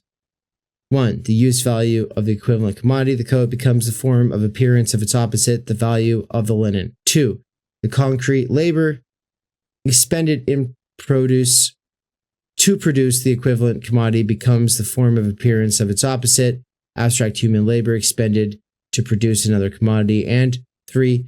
The private labor expended to produce the equivalent commodity becomes the form of appearance of its opposite, directly social labor. What do we want to say about this? Yeah, I mean, this is where Marx is like bringing up exchange, in that value is this reference to exchange, and having universal exchange necessitates something more than equivalent exchange. So proposing the idea of value as an articulation of exchange, based on need and time, and then problematizing the idea of exchange. And Marx leads on to, oh shit, we're out of step on our notes up here. I know our notes are all fucked. Okay. Well, so yeah, Marx is leading us to money, to the money form. And again, I don't really see much anything to take issue with here in Moseley. Moseley's just kind of reiterating what Marx does. Nothing necessarily follows that, therefore labor is the necessary sole determinant of value, blah blah blah. Like, there's no problem here for Moseley or Heinrich. I think Moseley is doing a pretty good job of reiterating Marx. I don't know, it's weird that he does emphasize shit, and he does seem to be cherry picking. The first two sections of chapter 1, I think, were worse offenders when it came to cherry picking. I feel like the last dozen or so pages have been just pretty straightforward summations of these sections of chapter 1.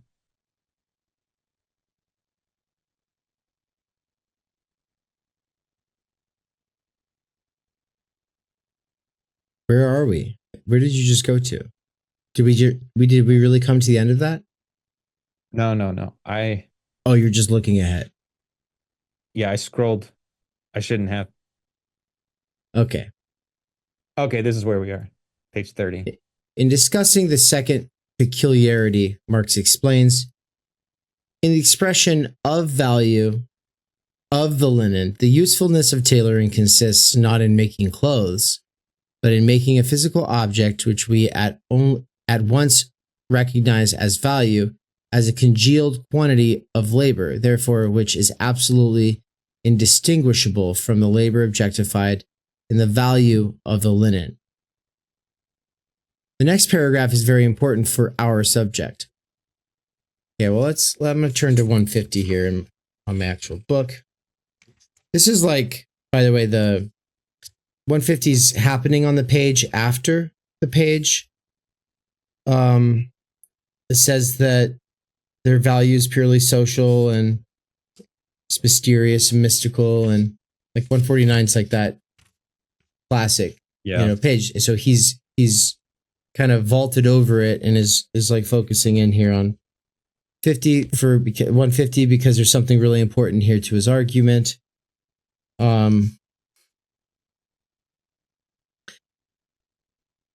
Marx states that human labor power is expended in the forms of both tailoring and weaving, which are concrete forms of labor in the process of production. In addition, both of these forms of concrete labor also possess the general property of being human labor, as we have seen above, and they possess this general property of being human labor in the process of production. And according to Marx's theory of value, it is this general property of equal human labor expended in production that produces the value of commodities. Human labor power, and this is the quote, human labor power is expended in the form of tailoring as well as in the form of weaving.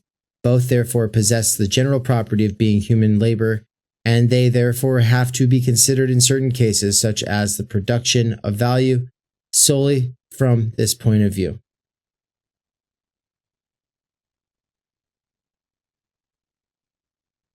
Where is this? On the page. The third paragraph. As a production of value solely from this point of view, there is nothing mysterious in this, but in the value expression of the commodity, the question is stood on its head in order to express the fact that, for instance, weaving creates the value of linen through its general property of being human labor rather than its concrete form as weaving. We contrast it with the concrete labor which produces the equivalent of the linen, namely tailoring. Tailoring is now seen as the tangible form of relation of abstract human labor. So yeah. Human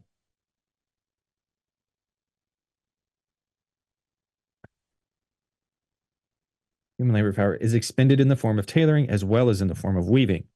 So here Marx is saying, when we're talking about value, we have to look at them as abstract human value. We can't look at them as concrete, useful labor. It has to be abstract labor.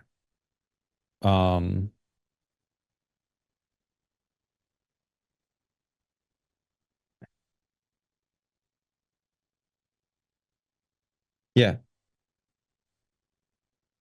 You can't, because if you did look at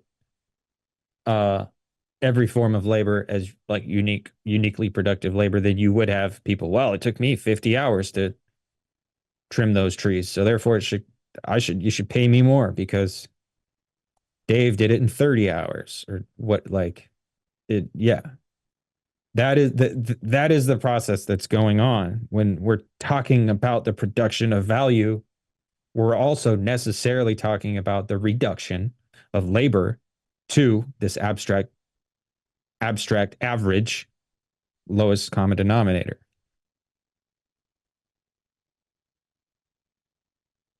And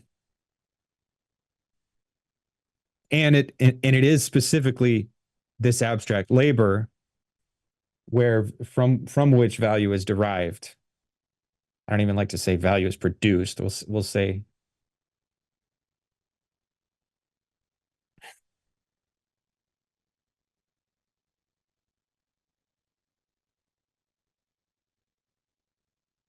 turned on its head. Yeah.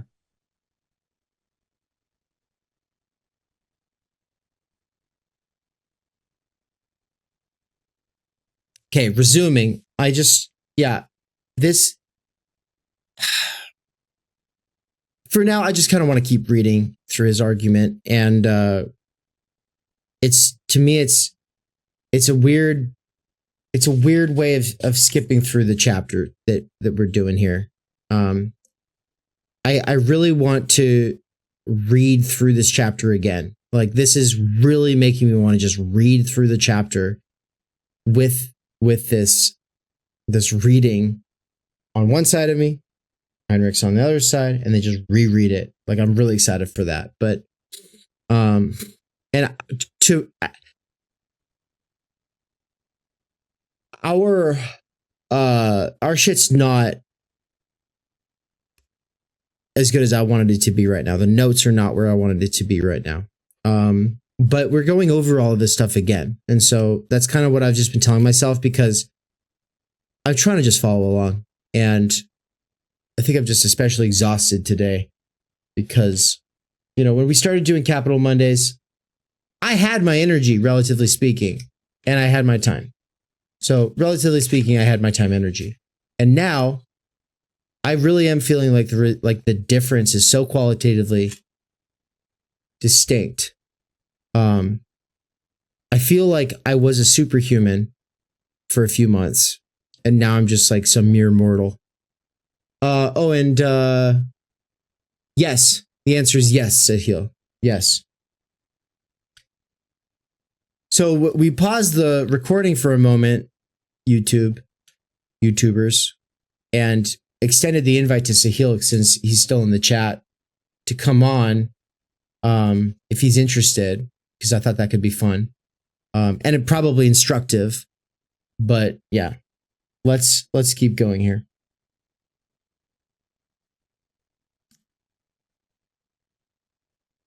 Oh, no, I'm not reading from Capital. I'm reading from him. Okay, so however, in the expression of the value of the linen, the relation between concrete useful labor and abstract human labor is turned on its head. In the theory of value, tailoring and weaving both possess the general property of abstract human labor. But in the expression of value, the concrete labor expended to produce the equivalent commodity, tailoring, becomes the tangible form of realization of abstract human labor expended to produce the linen. In order to express the fact that, for instance, weaving creates the value of linen through its general property of being human labor, we contrast it with the concrete labor which produced the equivalent of the linen, namely tailoring. Tailoring is now seen as the tangible form of realization of abstract human labor.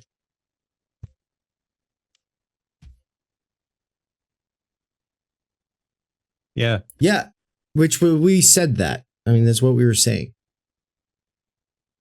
Yeah, and it's so it is. He's just kind of going through and reiterating and restating, but the fact that he is skipping is what's going on. That he's just kind of jumping over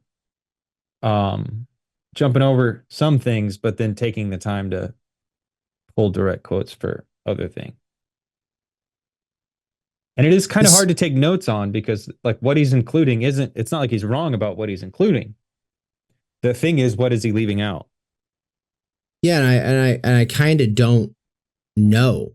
Like outside of what we've already said, I can't sit here and like fill in pages for us, so I just feel like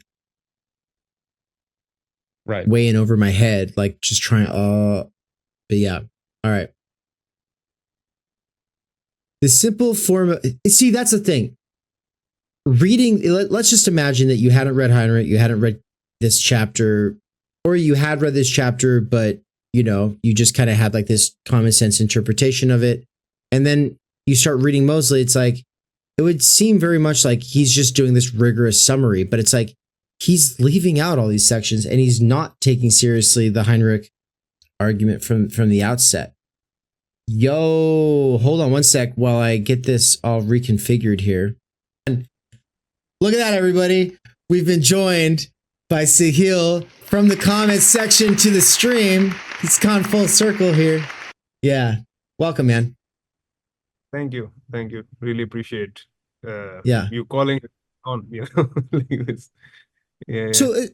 So it's a crazy situation, the fact that you came onto Twitch right now. So how did that happen? You want to explain how that, what was the process there? Yeah, okay. So, I mean, look, so I just, like, because you just uploaded the, sorry, I don't know what Zoom is doing. Yeah.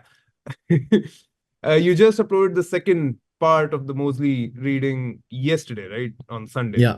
And so I think, I started watching that today. And so, I was, that's the follow-up on the previous one. That's where I first commented on. And then, today again, I was reading further, listening to it further. And then I was like, okay, I have, more things. And then, in the whole thing, I was like, okay, I realized, you guys are doing this, you're also on Twitch or whatever. And I have an account on Twitch, although I never really, actively go there. But then I was like, okay, I'm just gonna follow you there too, right? And I also at the same time was like, okay, followed you on, saw your Instagram link or whatever, right? So I just went there to follow. And then when I opened it, I realized you're actually live right now. So I'm like, all right, and this is the following third part to, the second part that I just listened to. And so I'm like, okay, let's just listen. And as I was listening, basically, just as I joined in, I realized I see you guys are responding to the comment I made, right? And so I'm like, okay, I mean, I sort of put aside whatever other things I was doing, and I, just sat down. That's Sort of. crazy. So, yeah, like amazing coincidence. Well, and yeah, Yeah, man, I'm that was because the one, Nance, the only thing I want to say, I want to add to the crazy contingencies that went into this, because yesterday it didn't premiere when it was supposed to, because if you remember listening to it, I said, this is streaming on Twitch. It's unlisted on YouTube. It will premiere on Sunday. But then I was working Sunday when it was supposed to premiere. I looked, it wasn't premiering. I was like, what's going on? I went to the bathroom. I'm like checking it out, like in the YouTube Studio app on my phone. And it's saying that it can't premiere because it was unlisted. And I'm like, I thought I scheduled it to premiere though. That's really weird. But it's technically impossible to premiere something that was unlisted. And the thing is I could just publish it, but I don't want to just publish it. I want it to premiere so that we can all be in the live chat on YouTube and people work with me, or like I'm at least working and I'm checking in from the bathrooms, and there's something cool going on there where it's like I get to go over it again. And so I was upset that didn't work out. And I worked 2 5-hour shifts with a half-hour break between these 2 shifts. Like they're flex shifts, so I can technically get off earlier on the first shift, but they said this one was going to go the full 5 hours. And so I was like, okay, well, what do I do? Because I was thinking I'd also left my lunchbox at home. If I hadn't forgot my lunchbox, I wouldn't have already been making plans to get off work earlier. So I had talked to a manager and said, hey, do you have voluntary time off that might, come around at like 7 p.m.? If you do, I'd like to run home and get my lunchbox before my next shift. And they were like, yeah, talk to me at 7 o'clock. We'll see. And then when I realized it didn't premiere, I was like, shit, I could go home and I could upload that, and then I could have it premiere for the second shift. And so all of this went into then making the decision. And then sure enough, they had the VTO. And so it's like all those things had to align just to get it up. And then if it wasn't up on time, you wouldn't have known about the Twitch thing. So these are all factors, and that's crazy to me. So what are you going to say though, Nance? I was just going to say, I'm very happy that we had all these moments of circumstance and serendipity. Because you have added, like, I think your comment was excellent. I really am hoping you find the time to write more. Because I appreciate the critical feedback, but also it sounds like you know a lot more than I do for sure. And we were like, I was just kind of complaining. I don't know. I don't really love reading Moseley because it just feels like to me, he's just leaving stuff out. And then you actually, like, you were adding some pretty valuable context talking about Schwartz. And that all happened. That all happened when I was away, so I didn't hear any of that. When I came back and you were talking about it, this was paused, so YouTubers, you missed it all. This was all off the record. But when I came back, I was like, let's get into that. I'd like to hear that. So, but yeah, keep going. Yeah, no. I was just, saying, like, I mean, as Nancy was saying, right? Like, so there's some stuff that, Moseley's leaving out, and there's some stuff, only other stuff that he's, mentioning here. But like, and he's doing that precisely because he wants to make his point, right? And so I was just like, sort of, in a sense, going back to, so let's just keep in mind, right, what is the point that he's trying to make and what the broader context of the whole thing is, right? Which is, I mean, yeah. So his main point that he wants to insist on is that value is solely determined in production, right? And then which is as against Heinrich's position. And so this is both Moseley and Schwartz, right? Winfried Schwartz and Moseley, both of them have this reading of Heinrich that for both of these people, Heinrich even though Heinrich would like to believe, and Heinrich wants to insist that for Heinrich, value is determined in both production and in exchange. Neither one side, in that sense, but for Moseley and Schwartz, that is not what Heinrich is really doing. According to their reading, Heinrich, even despite wanting to insist that value is determined in both of these, production and exchange, the spheres, right? Heinrich effectively is making value being determined solely in exchange. In the end, in their reading, Heinrich's position ends up being value is determined in the sphere of exchange. And this is that's what I was sort of also pointing out with that. Moseley is actually begins this book with a dedication to, so that on the dedication page, he dedicates it to Schwartz, so both of these people last year, or for a couple of years, whatever, previously, in engagement and constant engagement, both of these sort of came up with their critiques of Heinrich last year almost together, around the same time. So, and that's the Schwartz piece, which I linked to in my first comment. That's just a 30 pages sort of a paper, right? Well, yeah. And that's also a critique of Heinrich's position. And so Schwartz and Moseley both side on this position that value is determined solely in production. Whereas, and they would like to insist that for Heinrich, what is truly happening is that for Heinrich, it is actually determined in exchange.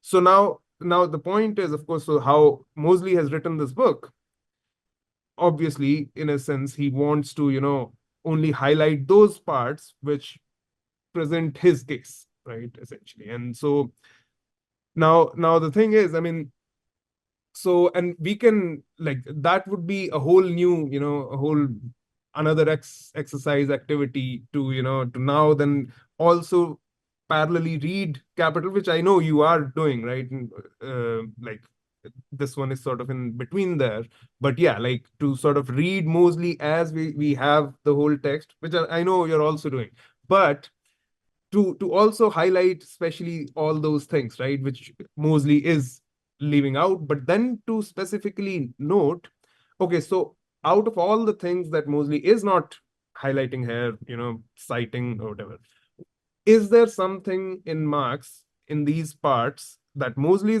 is skipping, but that in a sense disprove Moseley's position, or that go counter to Moseley's position, right? That would be part of the task if we want to sort of see how Moseley is not really, if Moseley is cherry picking, simply to make his own point, and because part of his idea is, which is why he's going in a certain way, he's going pretty detailed, right? He's as you said, he's just sort of reiterating everything that Marx is saying, but he's doing that with his commentary on it, in a sense, right? So he's doing that commentary because he's putting Marx's words in his context. This is what Moseley would like to highlight or emphasize, that look, for Marx, these are all the places where Marx is saying that value is determined in production prior to the actual act or process of exchange, etc.,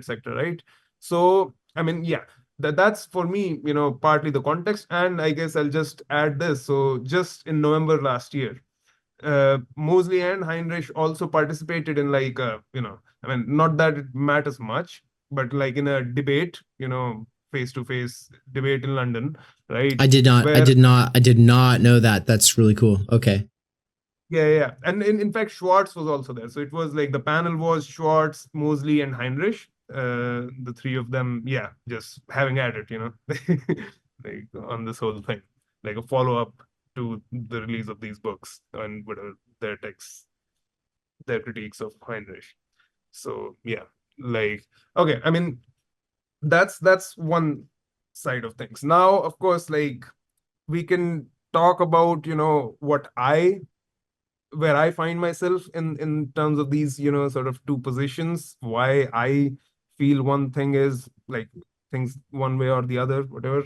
And then, because in all of this, I mean, the part of the reasons why I think whatever I think is because of, the things that I mentioned in my comments, right? Where like, for me, yeah, the thing is value is that fetish object, right? Like, I mean, part of the reason why I've been insisting on specifically, that term or that concept, right? Is because the whole problem, and again, I brought up fetish precisely because you were talking in the sense that, like Moseley seems to be falling for it, falling for that fetishism, right? So what is it? On the other hand, when it seems to be that, Marx is insisting that it is a fetish, right? That the fact that value value as this form presents itself as, or labor presents itself as in this form of value, which we know is a social form, and therefore it is a fetish, and that is not the true state of affairs necessarily, right? And so, but it makes us see it that way. It makes us believe that it is a fetish, and if we take that seriously, in a sense, if we end up thinking that that's really how things are, then we are falling for that fetish. I mean, this is how I have heard how you were reading this, right? So which was the point where I wanted to insist. The thing is, and how this problem essentially ties up with the whole question of, okay, is it production or is it exchange? Is it both, or is it, what's really going on there? Like, for me, and I'm just gonna come out and say it this way. I do side with Moseley and Schwartz here. For me, and I mean, the Neue Marx-Lektur, the Heinrich, and, the value form theorists, like, they have important contributions. For one, just this fact of bringing attention, in a sense, back, because it's not like it was never really there, but bringing attention back to the form itself, the value form. And that is partly another reason to refer to Žižek, right? And especially the first chapter of Sublime Objective Ideology, which is where, again, Žižek insists that, classically, where it's like, even with Marxists or whatever, right? The typical thing is, yeah, like, Marx has unveiled or demonstrated the hidden secret, hidden truth behind the, form, the appearance, that underneath it all, it's labor, right? So Marx has done that, let's go, whatever.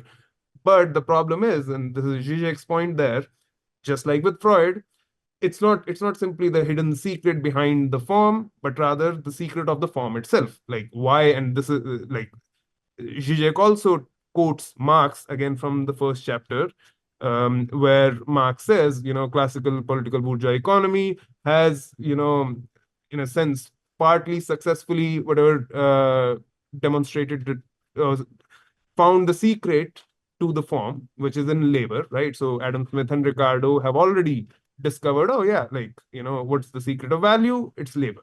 Okay. But they have, so the political bourgeois economists have never really asked the question, but why does labor have to take up this form, the form of value, right? What's all that about? What's the secret of the form itself, right? And this is where sort of Zizek will basically say, right, like, don't tell me what is behind the illusion, what's the reality behind the illusion, but tell me the reality of the illusion itself, or in the illusion itself, right? And that's, so now, okay, long-winded way of basically saying,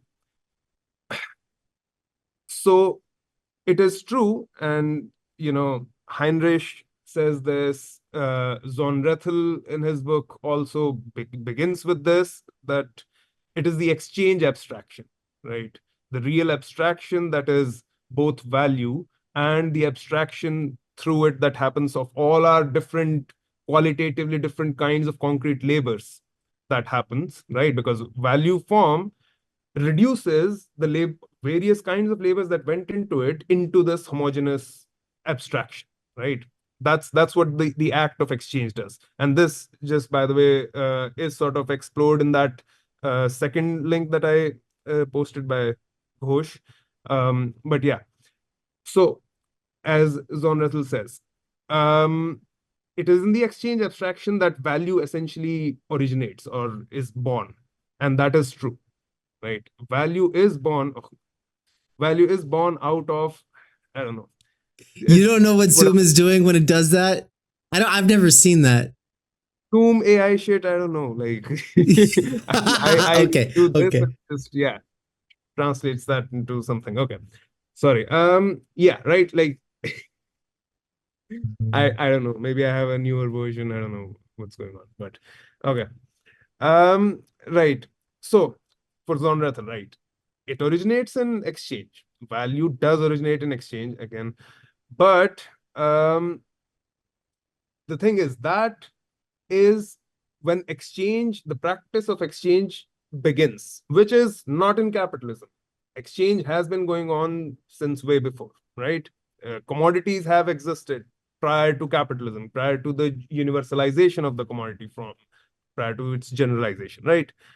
But what happens is, even in that exchange abstraction, it posits something real, or it posits this sort of homogeneous substance as if, and that's, I know you sort of highlighted that too, there is this as if going on, right, with Marx, and it seems like Moseley is essentially taking the as if as the real thing, right? But that's where again the complication lies, that yes, it is an as if, this homogeneous, qualitatively ideal but new and real substance, which is value, or this abstract labor, which doesn't exist. We all know there is no this one person, this ideal person who does the abstract kind of labor, and all of us do concrete labors, right? That labor in reality materially doesn't exist, but it is produced through the exchange abstraction,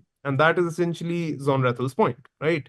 So insofar as that's the case, it is absolutely true. The origin, the birth of value happens in the realm of exchange. But the problem is, as soon as, but this is in the moment, in the historical moments when exchange is not a universal fact, it is only a practice at the margins of society. It has not yet become universalized. One of the main points, reasons for that being that the source of value, which is labor power, right, the performance of labor, that has yet to enter the market as the commodity itself, right? So in historical times, when exchange is still happening, equal exchange, right, value does originate, but, and this is Marx's point, by the way, when he mentions Aristotle, right, in the first chapter. Why was it that Aristotle was unable to arrive at the secret, which is labor, right, behind value?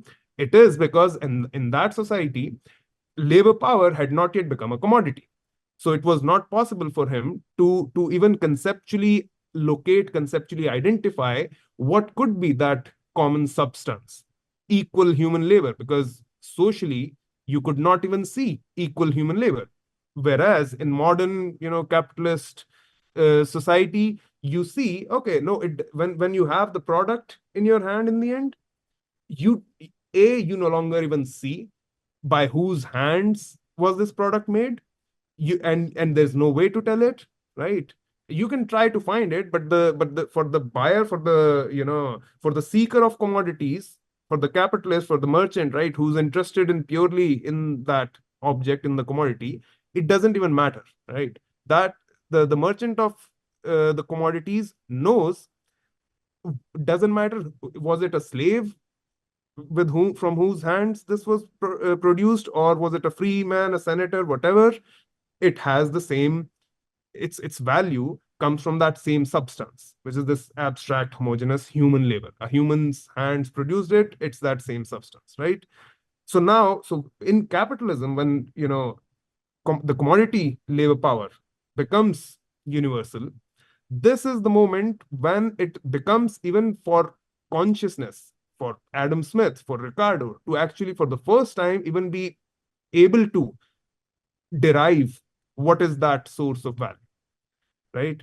So, and this happens because at this moment, historically, when the commodity form has been universalized, when all products of human labor have attained this dual character, whereby they are both products of concrete labor. They have, sensuous concrete material qualities which satisfy our various human needs, but also the fact that they do have this, they are all products of human labor, right? And so have become universally exchangeable.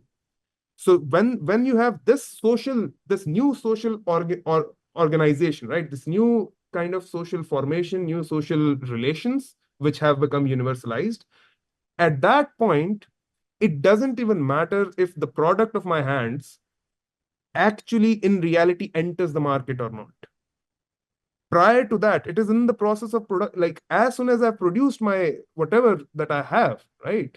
I mean, it already has those qualities, because now that's the thing. And so this is the point that Heinrich essentially insists on, right? That this abstraction of the concrete labors into homogeneous labor, and the value as this common substance, this in a sense happens retroactively in the moment of exchange, when commodities are actually exchanged. And in that process of exchange, there's a sort of a retroactive positing of this homogeneous value. In the moment that value is realized, right? Literally, that's the word, because it becomes real in a sense, right? The value that is supposedly, embodied in the commodity, it becomes real only in that act of exchange.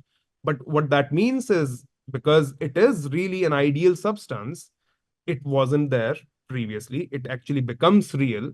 It comes into existence through that exchange, through that act, and so is in a sense posited retroactively. But that is the, call it, the dialectical uh, weirdness of this reality, that and okay, to that point, so this whole discussion about the three the 3 points about, relative and equivalent exchange value, the three peculiarities, right, that he's talking about. Note the reversals that he's mentioning that happen here, right? He pointed out here, right, that there is, so the concrete material body of the quote. What was it? I'm just trying to open that page here. Yeah, which page is this? I mean, in Moseley, I've forgotten this. Do you have the physical copy of Moseley's book there in front of you? Yeah. You son of a bitch. You've got it all. I mean, that's exciting. You already literally have the material copy in front of you. We don't even have the material copy in front of us. I mean, so the thing is, partly for the last almost 2 years, this is the sort of these questions have been what have, primarily occupied my mind, and I've just been sort of trying to, because this question is important, because partly this question for me, again, what the line I've been sort of following for a while, like this, partly, I don't want to overstate this, be cautious with it, whatever, but like to understand the nature of value is for me crucial, super crucial, essential today in our, present moment of any fight against capitalism.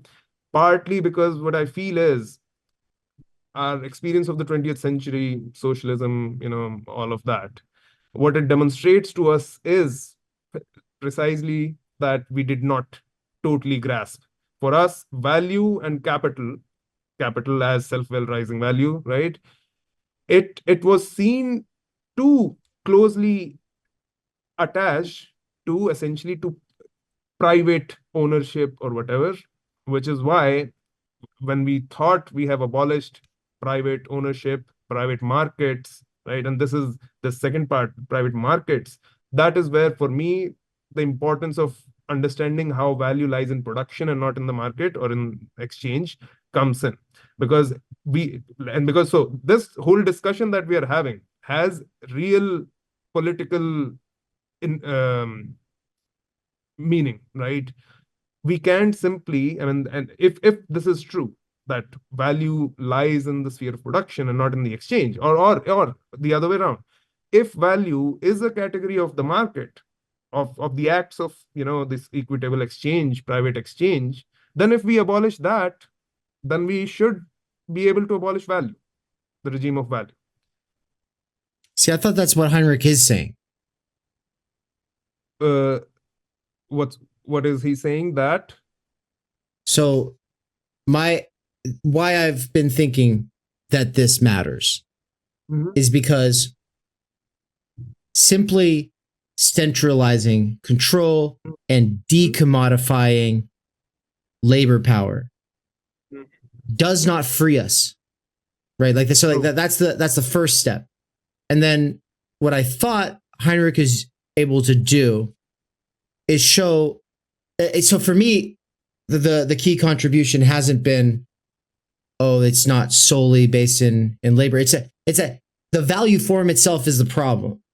It's that, and you don't get out of the value form problem by taking out the exchange side of it, right?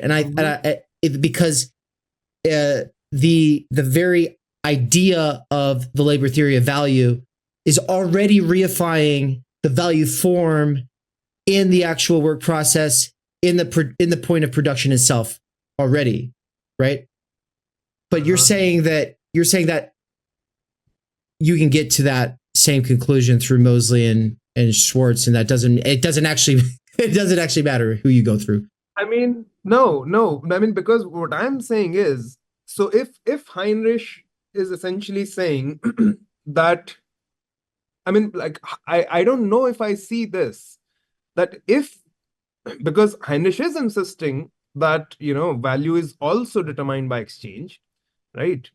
I mean, that if that is true, if value is determined in exchange, then by abolishing private markets, etc., we should be able to get rid of value.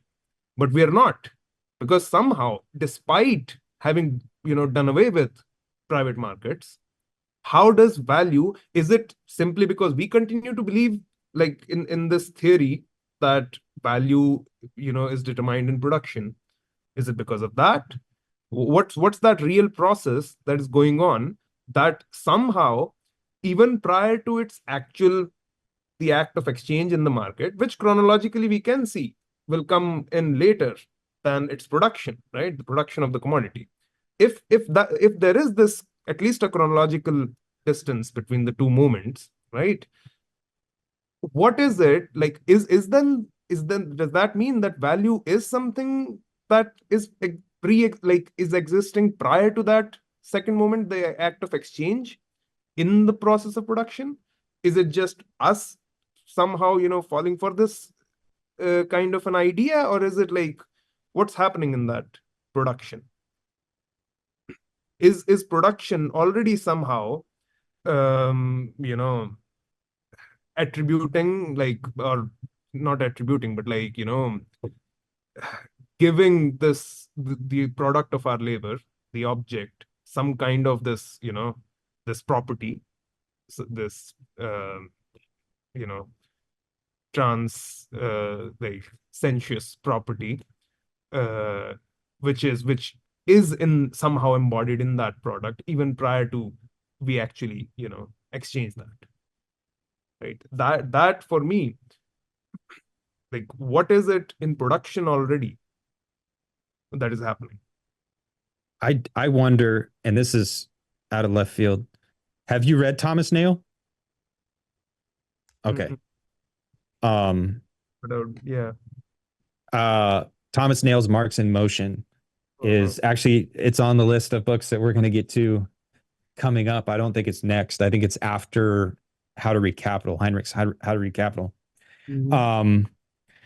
I think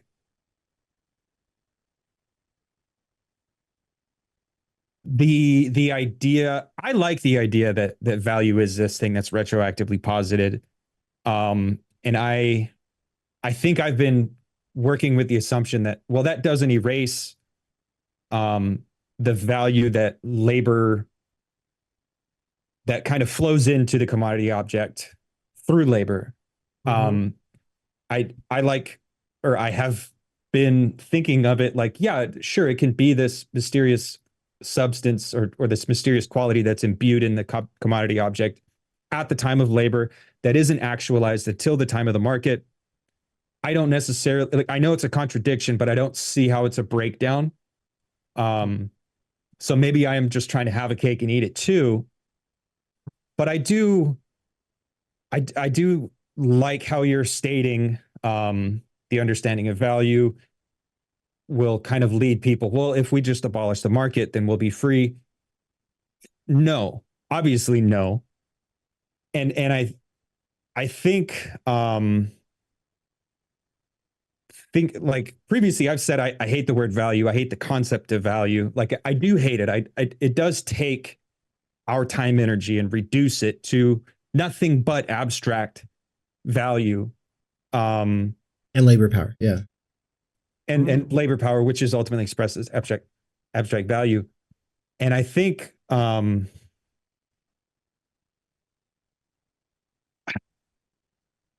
I don't know. Like I think maybe it's me being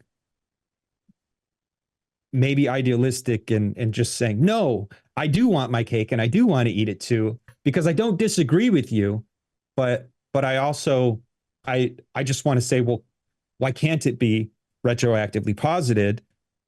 And why can't we just all agree we should be working to liberate rather value or labor? We should be working to liberate our time energy. Oh yeah. Okay. Couple of things here. So first thing, I absolutely, so when you are saying, when you say you hate value, or the word value, and why do you hate it? Because it reduces, the multiplicity, the qualitative, and this is key, right? This is Marx uses, which is why, like, this first chapter especially, because he's laying out his terms, it's super important.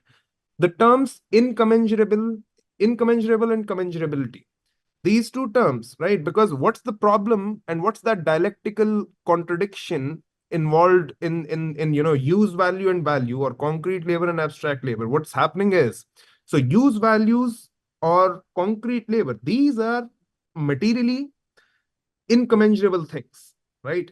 Which is why, like, how can I exchange these two things, like on based on what material, physical, really existing property, right? There's nothing common involved here, right? They are incommensurable. We cannot measure them, right, together. That's the problem.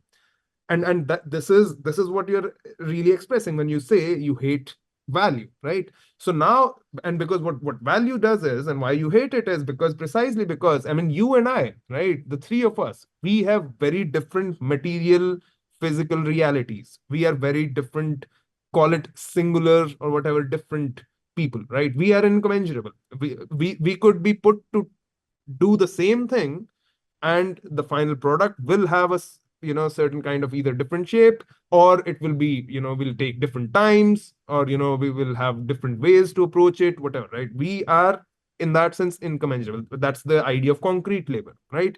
But what value does is, it turns us all into same. Essentially, in the end, our differences don't matter, whatever, right? Like, the particularities, the singularities of neither the products, their use values, nor our, like, individual differences or whatever, right? Our material differences no longer matter. Everything becomes the same. Everyone in, Adorno, Horkheimer's terminology, becomes fungible, right? Or commensurable, right? Or replaceable, disposable, right? There's a total homogenization on, like, value represents all of that. Now, so therefore, you're absolutely right to hate, value, right? But the thing is it the concept, is it the term value that you hate, the term value which is designating, right, this real process, or is it this real process that you hate when you say this, right? It is. And so what we can say is, it is this regime of value, right?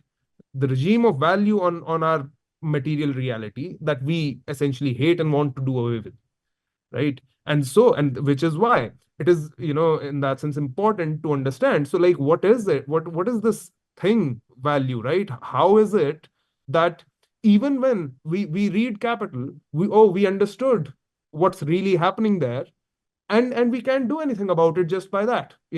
Suppose we understood, we are like, we totally understand, what value, what's it all doing, right?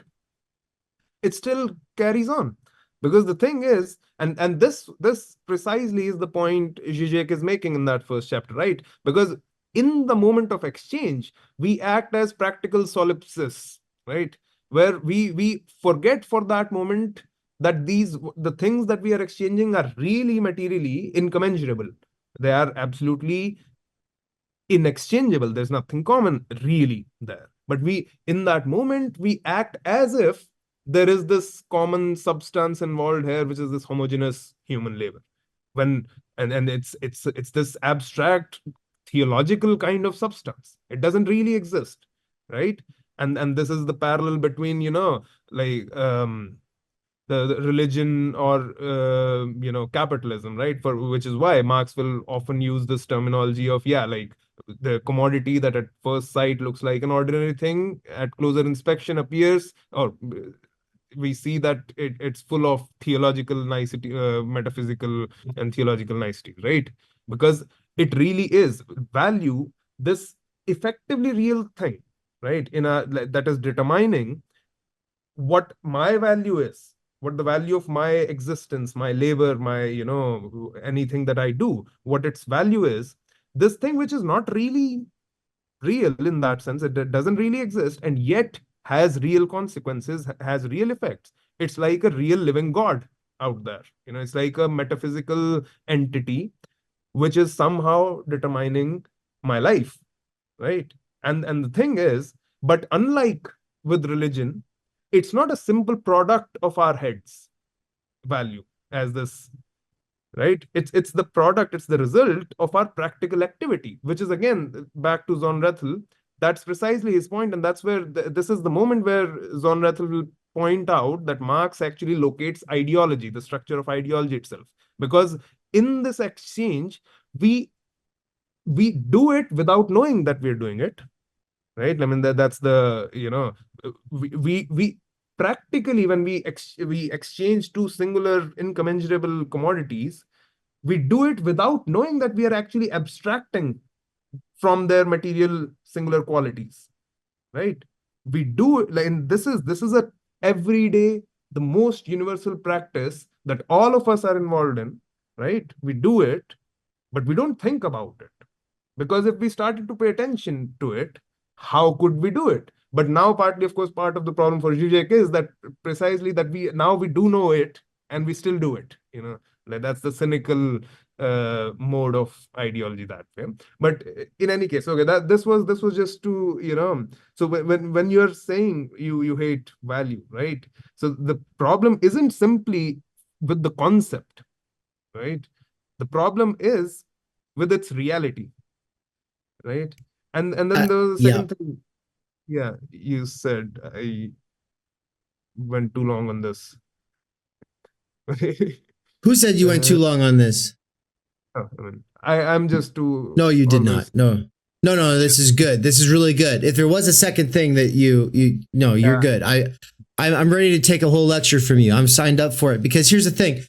I was saying it before we started recording, while it was paused in the intermission there, that no, I was able to see it in your comment that you just dropped that. I was like, okay, for me to write that out would have required going through a bunch of things and sitting there. I know what it is to, like, drop something just out your fingertips because of the work that went into preparing ahead of time, right? Like, so it's like, there are things that I could just write an essay like that on. This is not one of them. And that is why we're doing this. And so that's why I was like, if you are seriously, like, you somehow perchance happened upon us out in the wilderness of Twitch where nobody is watching us, literally no one, then yeah, come on here. Let's actually do this. Like, it seems like it needs to, but because I want to learn this stuff, and I have this definite sense that you're going to hystericize us in some way that will make us have to take it more seriously. That's what it all ultimately gets down to, is that it's like, I want Capital Mondays to be hard. I don't want it to just become a shit show of us being like, haha, got him. This guy's wrong. Let's move on. Like, the point is that it's hard. It's supposed to be hard, and we're supposed to be challenging ourselves. And so, you've definitely raised the bar here. And, but was there a second thing that Nance had brought up for you? Because I do have something that I'll want to bring this back around to, because you had basically asked a question, and then Nance had kind of jumped in, and I have a why I think it matters when it comes to the value form and the form of labor. But we'll get into it. I want you guys to finish out what you have here. No, if Nance, if you remember what you said right after this, like, I lost the thread there. It is the process. I like you said, the regime of value. And how I struggle to see, ultimately, like at the end, I really do struggle to see a distinction when it comes to determining value, because I think staying with it is, you're staying it within the ideology itself. Like, we can all agree that it is this contradictory thing with dual character that arises out of human Congress, and whether that Congress is abstract labor or whether that Congress is universal exchange. To me, I struggle to see really how the difference becomes problematic when we want to abolish the value form itself. And using that language is kind of silly. Oh, let's abolish. No, we're never going to abolish anything, right? But there will always be this fear of necessity. And it's not like we're going to, build a commune and go to the moon. And no, like we will always be grounded. We're always going to be within necessity. But we can also, I think, agree that there is something prior to value itself that we can all recognize. And I do think it's prior to exchange, and I do think it's prior to labor itself, because creative work and labor are not the same thing. Absolutely. And I guess that probably sets me up then to say the thing that I wanted to say, which was, as far as, let's see if I can do this. Because like I said, I'm mentally not all here today. And I've been feeling crippled in that sense. But the way I've been thinking about it is, the reason that all of this stuff cashes out makes sense is because when you have people who take up this stance that no, Marx has actually, he's lifted the veil. It's the labor theory of value that underlies everything. And it's exchange that's fucking up everything. So there's a real value that's being messed up by the exchange. And that real value is something that we have to get back to. And we can get back to it now through the anarchists, time chits or whatever, like little cards that represent your time. And now we've removed the exchange market in this way. Now now what everyone's doing is actually getting the true value of their labor. Now that's the idea. The true value of the labor is the real enemy. Now Marx is obviously against that. Someone like Lenin is going to be aware of that. But what someone like Lenin is not going to be aware of is that you're still doing the same thing if you just centralize everything.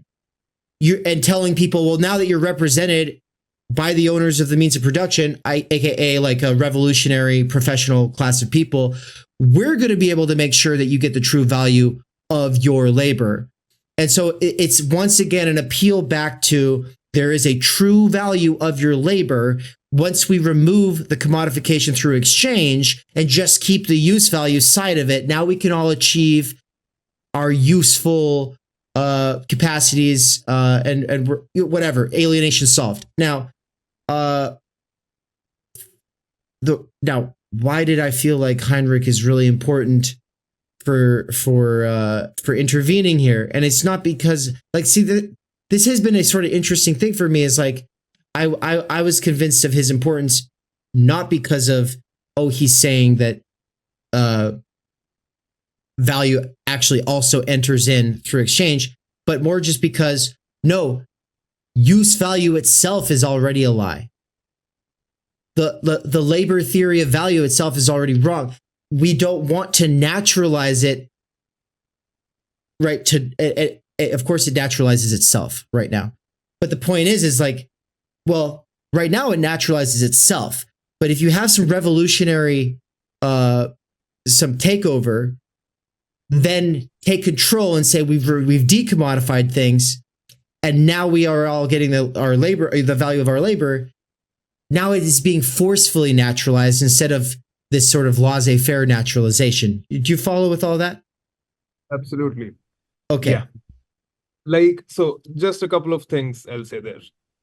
Just a point. I don't think Lenin actually thought that. He was aware, and he wasn't thinking that, by centralizing or whatever, that they were, sort of like that was the solution. I mean, if that were the case, there's actually not much difference between what the anarchists were thinking and, what Lenin did, in a sense, what the Soviet Union, sort of did, right? Because the idea, just in that same way, because just like the case with the anarchists that you're referring to, right? Their idea, for them, it's almost like they identify the problem with money and not with value. Which is, again, that's the problem, right? Like, I mean, I see money, right? Like, money is something we all recognize, we see, we can, grasp it, and we can see, it's like, it's almost common, and like common understanding that, yeah, money seems to be the root of all evil or whatever, right? But money is only a particular material form of manifestation of its underlying logic, which is value, right? And as we were just reading, like, it's effective, it's not the best, ideally, mode of representation, but it's the best, we can have, whatever.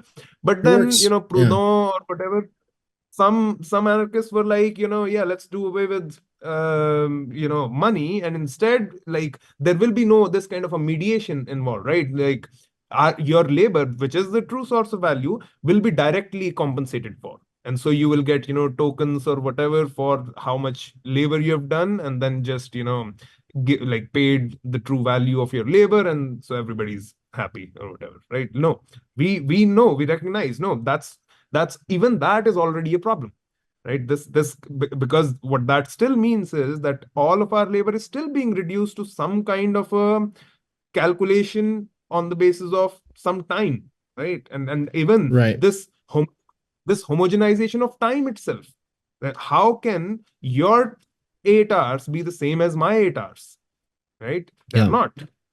In reality, we kind of recognize that, but the problem is that yet that's not the reality, right? That's not how things are really taking place.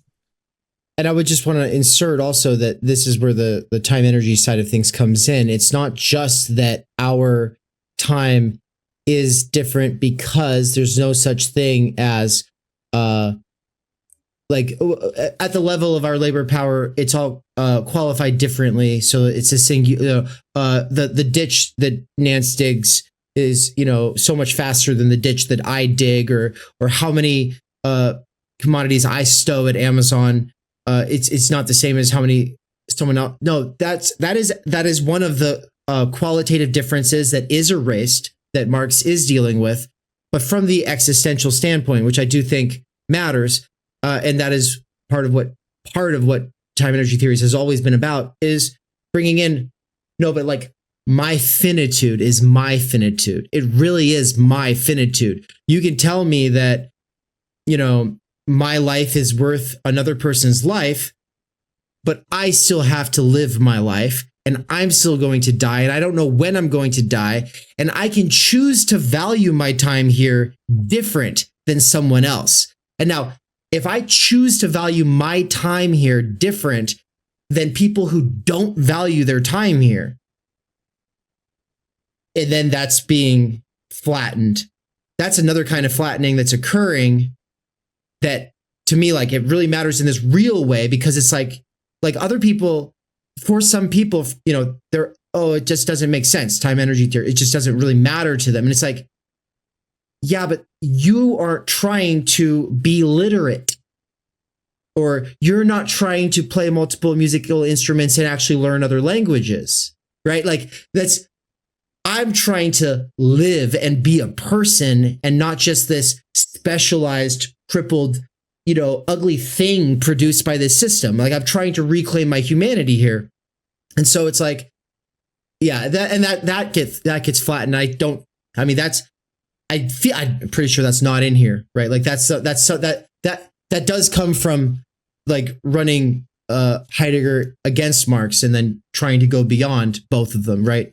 And so I kind of just wanted to put that on the side and get that aside in, because I feel like that's the kind of flattening that I care the most about, is like, with socialists and Marxists, there is this tendency to erase that kind of singularity. And I'm not saying individualism, I'm saying that singularity of the standpoint we all ultimately are in, and can either disavow or sort of take on a sort of responsible role in.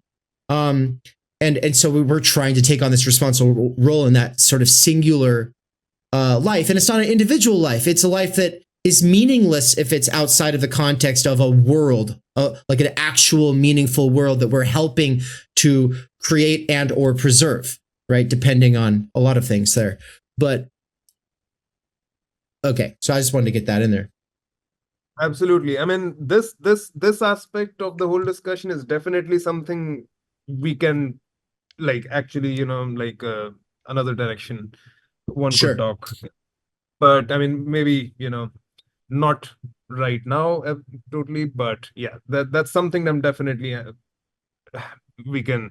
But okay, wait, Nance, are you?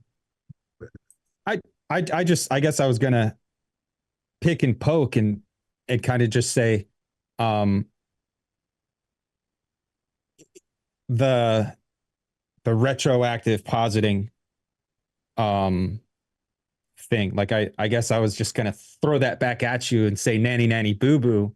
But I do think it can be that there is this substance, or this quality that is imbued in the commodity object that does exist, that does come from labor, and that is actualized or realized or articulated or expressed in the, not even the exchange, but in the social relation, right? Because it's not just an exchange. A thing can still hold value just because it's placed on the shelf. I think that works, and I don't see how it doesn't work. Wait, I'm not sure if I heard exactly the part that works. I mean, or Yeah, I think I was also confused. Can you just restate? yeah, that there is this quality of a commodity object that is value, that is transferred into it through the productive process. But, and it's external, and it could be objective or super subjective or super sensuous or whatever. But it is only realized due to it in the social relation. okay. So social relation is a fun, you know, problem. The thing is, for Marx, what is the commodity already in its commodity form, or rather, what is the product of our labor in its commodity form? Commodity form implies that it already embodies the social relation within itself. Right? I mean, what is the social relation if not this value form of the products of our concrete material activity? Right? Value form like this, again, the in this dual character of the products, right, whereby the one is the natural form, the material, sensuous properties of the object, of the product, right, and then there is this the other side of it, value or exchange value, which turns out exchange value is merely this phenomenal form of this substance, right, which is this value involved. What is this value really?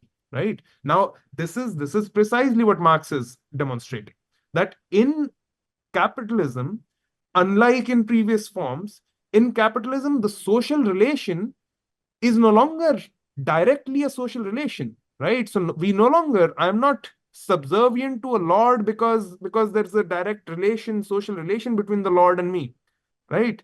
The now the relation of somebody who's above me or below me is now mediated. It is now reified in this product, right? So the social relation, and this is the thing, right? So material relation between people becomes a social relation between things, right? The fetishism, that's the part about fetishism, right? Because it is, and so that is the mystical, the mysterious, whatever metaphysical aspect of the commodity, that it somehow, and which is also the part that this is the historical side of things that Adam Smith and Ricardo could not grasp, because they did not pay attention to the form of value, right? For them, it was simply enough to identify the secret, which is labor, right? And then they are definitely the ones that trans-historicize, like turn it into a trans-historical fact that, yeah, oh yeah, labor is always, that is the, source of value throughout time. It's like an objective truth of, of all existence, right? And Marx, this was that second footnote that I mentioned, right? So I don't, oh yeah, I have it in front of me, just like I can put it in the chat, 34 number footnote, where Marx points out in that first chapter, right, where that the value form of the product of labor is the most abstract but also the most universal form of the bourgeois mode of production. By that fact, it stamps the bourgeois mode of production as a particular kind of social production of a historical and transitory character. This is basically something he mentions here, the classical political bourgeois economists miss out on, right? And now, so this is the thing, right? The value is really not this objective thing. So, and insofar as we are saying this, we are almost like we're talking about how it's bullshit, right? Which we were talking about, right? This is the it's not true, it's not real. And yet, it is true, it is real, and it is objective insofar as at the moment, in this historical epoch, we are already part of this capitalist social being, right? So, yeah, like, yeah, I was just sort of, talking about the social relation, right? And again, the point here for me, the point about the social relation is again precisely in the fact that, see, because and again, why Moseley is sort of, all these things that he's talking about, see, in labor already there is, Marx is talking about, there is this concrete and abstract labor, just like in the product, there is all of these things involved, right? In what sense does this matter? Because what Marx is demonstrating is this abstract labor, right? In the second section, the dual character of the labor involved in the like, was that like yeah, exactly. Dude, what there's some weird setting and it's so funny. You guys, this is the most serious conversation, but we have balloons going up around you. For people who don't have their eyes on the screen, you don't have to pull your phone out and look. Throughout the conversation, because he's making certain hand motions, balloons are going up around him. Sahil has big thumbs coming up. Like it's really kind of wild. We've never seen this before, but it's some quirk of the I know. Return of interest. Okay, there is a button if you go to reactions and you click the little up caret. It says recognize hand gestures. You can unclick it, and I think that's the. I don't. Really? You don't have that? To me, it just shows me different reactions and then a raise hand option. Oh, for mine, I can click to recognize hand gestures. Yours just defaults to it, I guess. So, it's fine. We don't care. But, you know. Yeah. Okay. Sorry. Distractions. Sorry. Let's do the 30-second skip back button here. You know. Yeah. Wait. I was just like in the. Wait. What was I saying? Nance. So the social relation, and it's bullshit, but also we have no choice but to, it's functionally real, and dual character, Moseley, yeah. Thanks. Got it back. Yeah, like why is he talking about, like Marx is talking about how, and this is again, you cited in Moseley the letter that Marx wrote, I think to Engels it was, right, where Marx mentions this is this is what I discovered, which classical political bourgeois economists could not, whatever, right, like that labor itself. So because the commodities have a dual character, that implies that labor itself has a dual character, right? Again, what he's pointing towards Marx there is indicating that this dual character, again, the dual character comes from precisely from this social relation.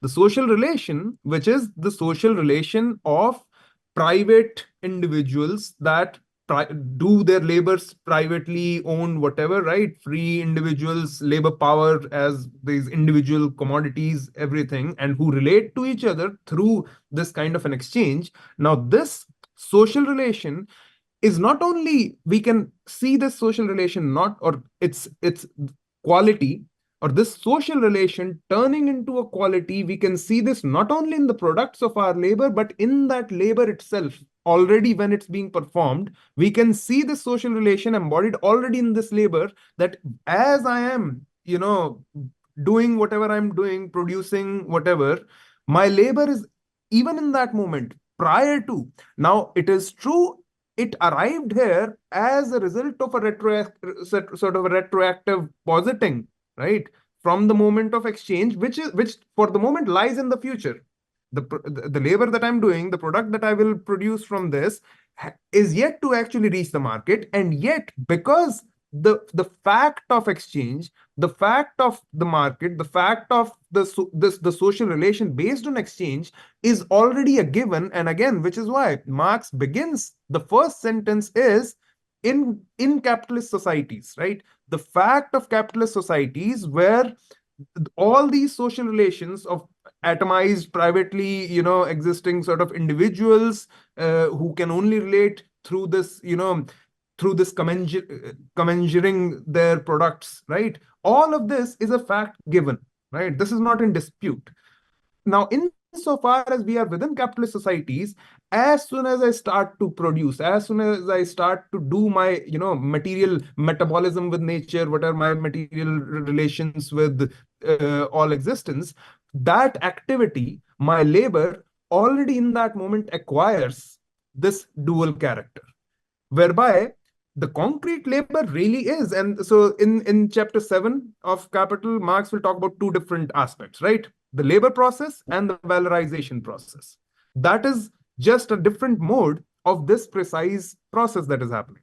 Where, right? So the labor process is exactly the material, concrete labor that I'm doing, how I'm, interacting with the materials, like instruments of labor, raw material, all of that. I'm, producing through it. Okay, that's the labor process. That's concrete labor that I'm actually doing, right? But at the same time, my living labor, this active in the moment, my motion, my living doing of the labor, right? It has a secondary character, like another aspect too, which is this living concrete labor that I'm doing at the same time is also being abstracted. Because why? Because the social relation already exists given out there, right? So my labor, and that's the problem. That so one of the, for if you want, like in simple experiential terms, we feel it. Even when I'm doing any kind of labor, I'm aware of the demands of, what are some standards that my current performance needs to, even if I don't have a, supervisor immediately in front of me right now in like, enforcing those standards. I am aware of all of that because I know my concrete labor needs to adhere to some, there are these sort of standard of a certain abstract average mean kind of labor. It needs to be done in a certain amount of time. Otherwise, I'm wasting my time if I take more than that. Right? I need That's to the be social. That's the socially necessary labor time, which is abstract labor, which you are measuring yourself against when you are in the work process. It is reified by not only that feeling, but also the actualization of the manager showing up and being like, "Good job" or "Bad job" or whatever. Okay. They are there to make sure, once in a while, some of us are lazy or whatever, like some of us are just us. We don't, yeah. I mean, yeah, why don't I, like, why am I here right now? Because I'm not doing other things, right? Like, of course, right? But yeah, though in those moments, the boss will need to, come in and make sure that we, abide by those standards, right? But the thing is, so the labor process itself already is being determined by just the fact of the existence of the social relations, which are the the social whole, if you will, right? The society as it, like, which is a sum of, like, more than the sum of its parts in this case, right?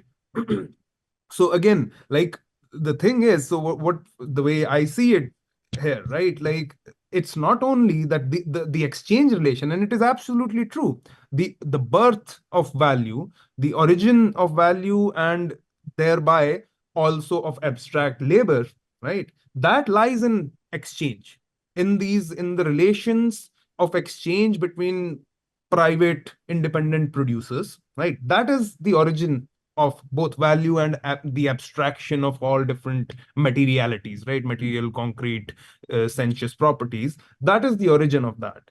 But as soon as this fact, that exchange relation becomes universalized, right? When you have, which essentially begins just as soon as you have the commodification, call it, of human labor power itself, right? As soon as you have that, this has now become, it is already determining everything prior to any empirical acts of exchange, right? In the moment. I mean, yeah. I follow all of that, and I think it's very well said. But the point I don't know if I actually got to it. I'm not sure if I really said it correctly or if I really expressed it. But what I was trying to get at with when I'd brought in Lenin as an example, when I'd, use the anarchist as an example, when I was talking about for me, like, saying that value is solely determined by, like, real value is solely determined by production, whereas there's this, like, corruption via exchange, and that's where we all start getting exploited. Part of what I was trying to get at, okay, now I'm remembering, I didn't actually get to it, is to say that the form of labor, so you take exchange out of it, and now you've somehow salvaged the form. The reason that that's also wrong, aside from those, is because the form of labor now mirrors the form of value. And so the form of labor mirroring, and it's not just mirroring, it's made it. The form of labor has made the form of value, right? So it's like, but the thing is it's not, the factory or the Amazon warehouse, every dollar that has been put into that place has been masterminded in rooms where they were maximizing their usage of abstract labor, right? So it is it's a beautiful system of this homogenized form of labor that presumes and presupposes this kind of homogenized, dehumanizing time, and it reduces us. And so it's like, it's not just the, while on the floor in the warehouse, I am measuring myself against this abstract standard that also gets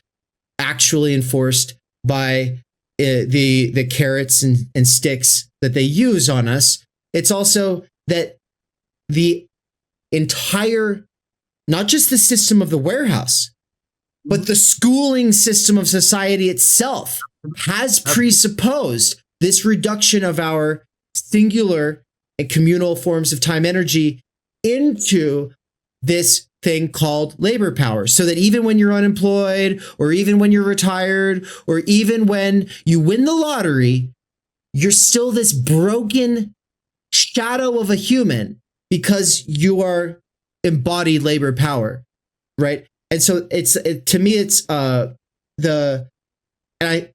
Moishe Pistone who originally put me onto this, right? Yeah. And so it's like Pistone, I take to be one of the value form Marxists. I took him and Heinrich to be doing something together. I think that was probably because when Tut had brought up Pistone and referenced him, he was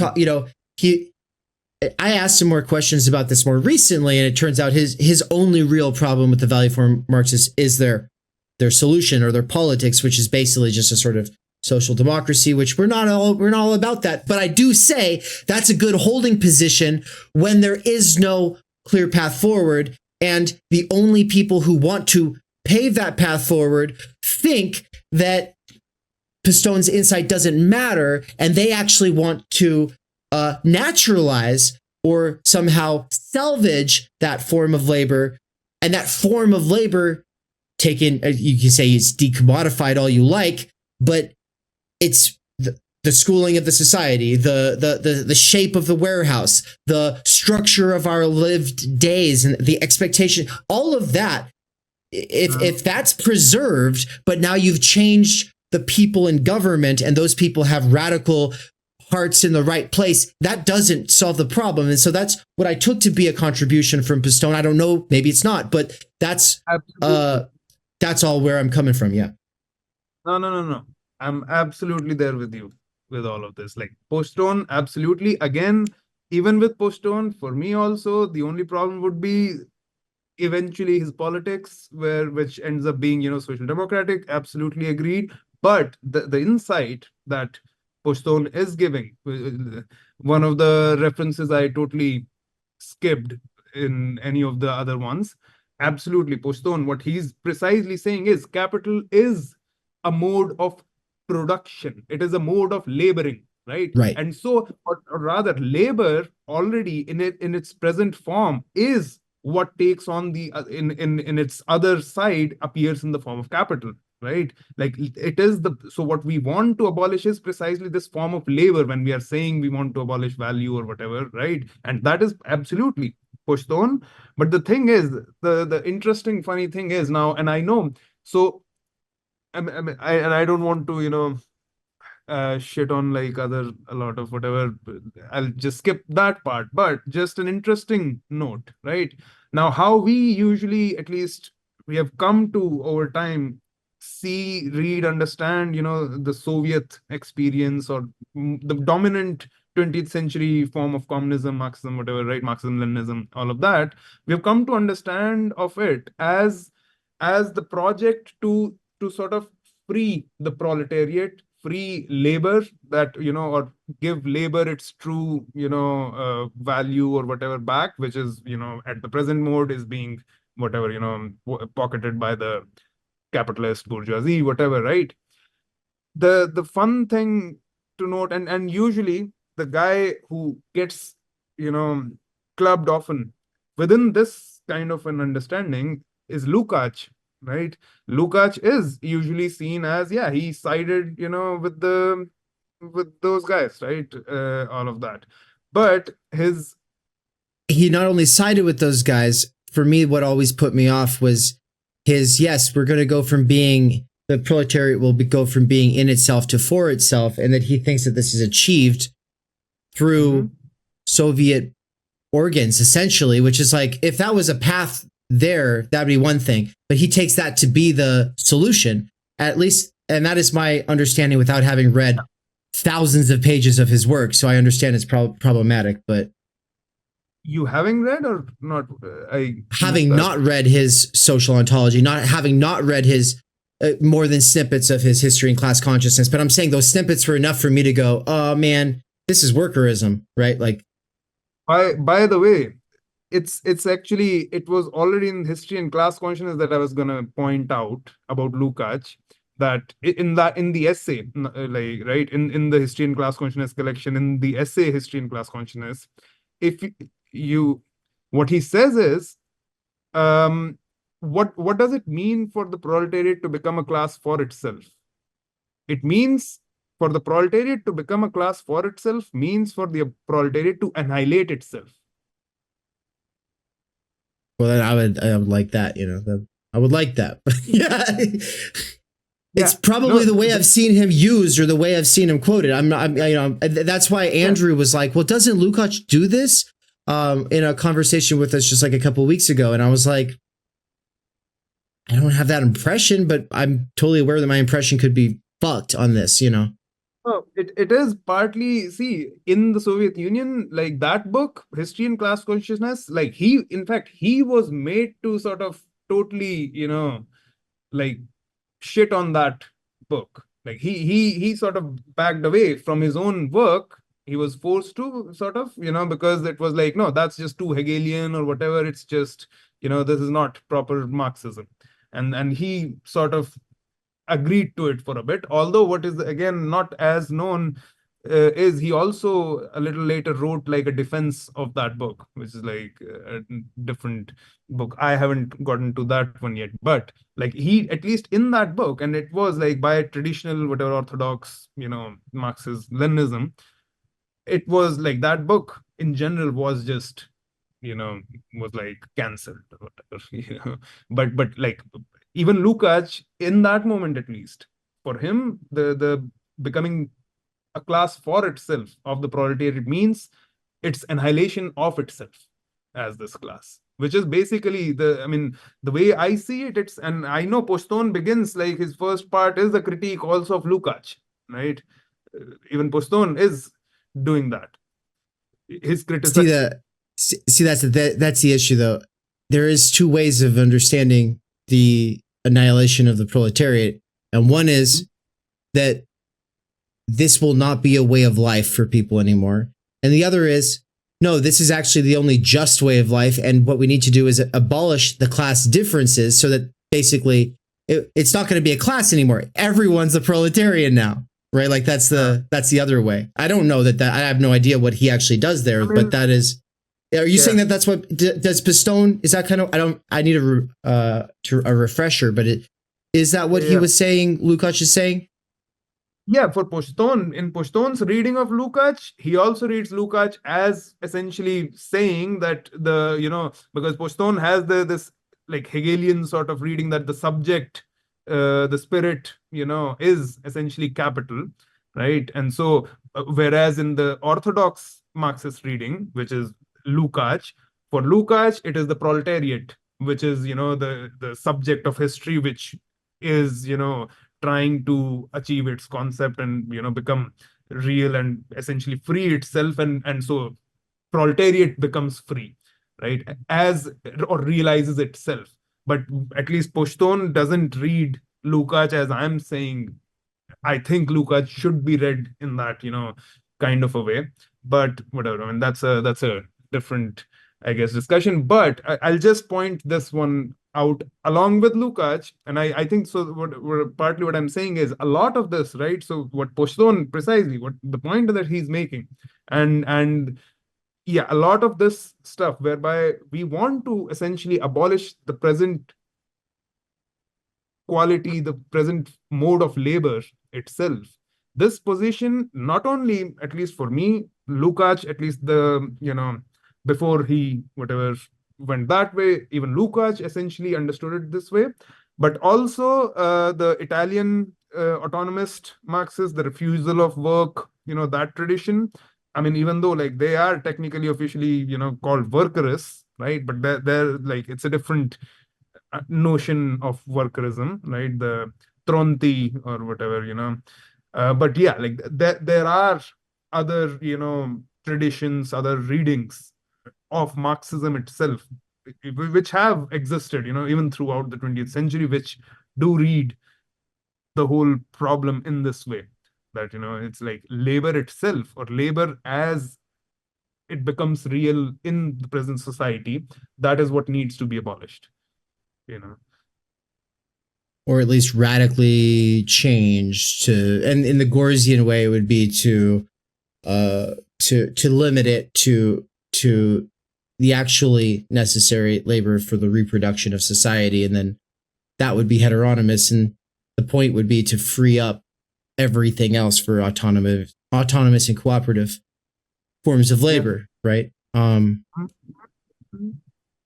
Yeah. So, okay. But okay, when you brought Lukács in, I had kind of interjected what I took to be his what he was doing there. Did that knock you off track, or what you just said, was that what you meant to say? Because I was just worried that maybe I did knock you off track there.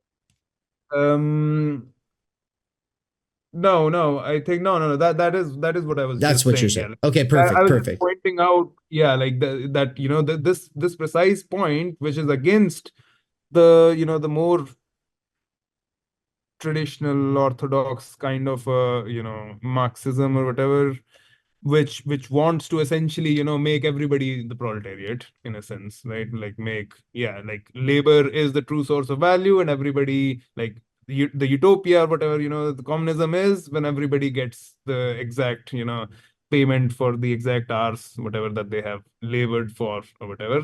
No, there is a whole history of critique of all of these different people not working. No, I turned it on to see if it would work.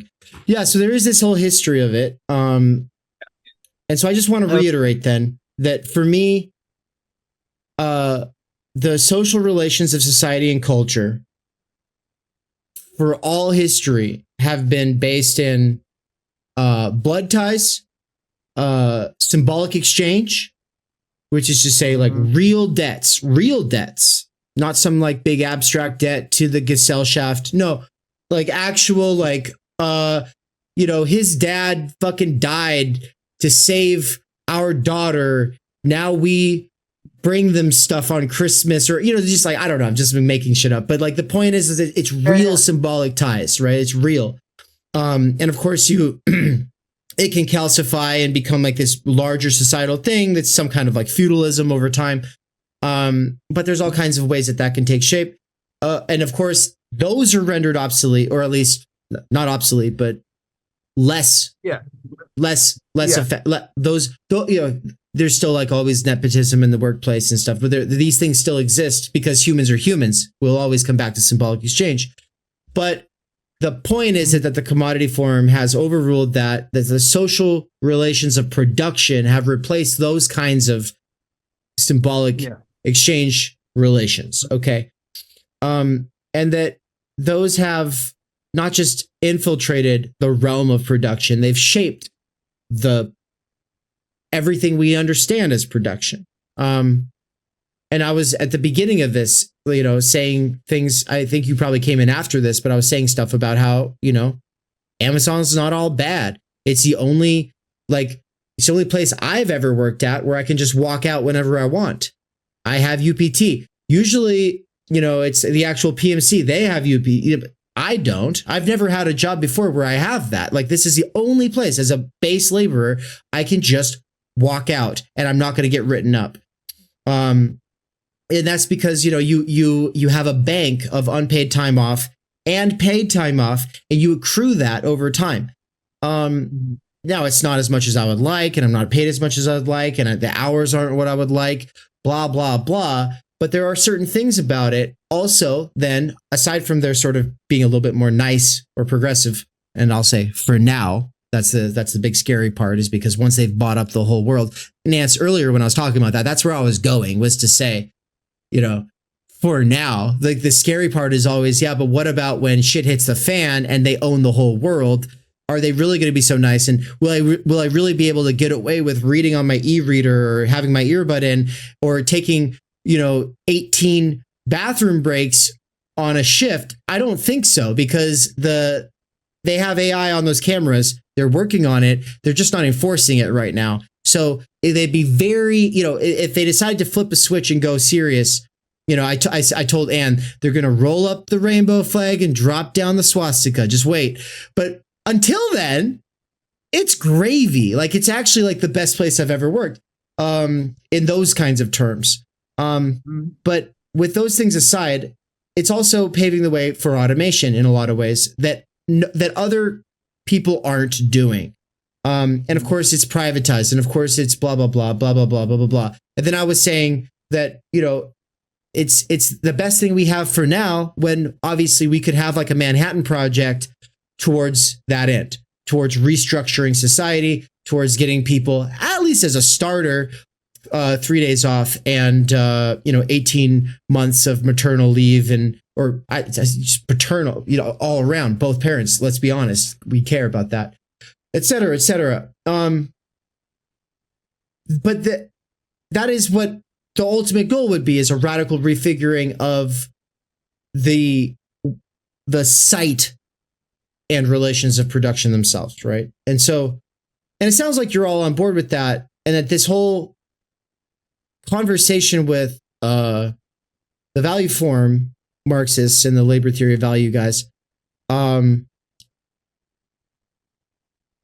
don't actually see I'm confused. I'm confused that you agree with us, yet you think that Moseley is like, I'm confused because, like, how do we say it again? The position is that by saying that it's not exchange and production, that it is solely in production, you're saying that there's more of a possibility of radically refiguring things. Is that what you're saying?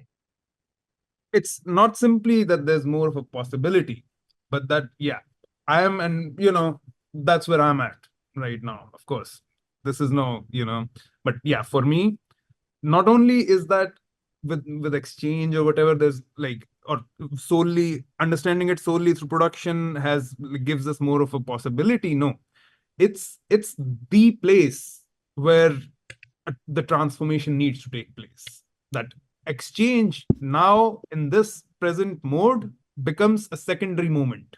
It is not the primary mode of this organization, right? Like, I mean, for me, it's like falling into taking exchange as the primary determination of the present mode of all socialization, exchange, production. It is in production. That's the thing, that it is already in the production, in the working day itself, that even the whole question of the reproduction.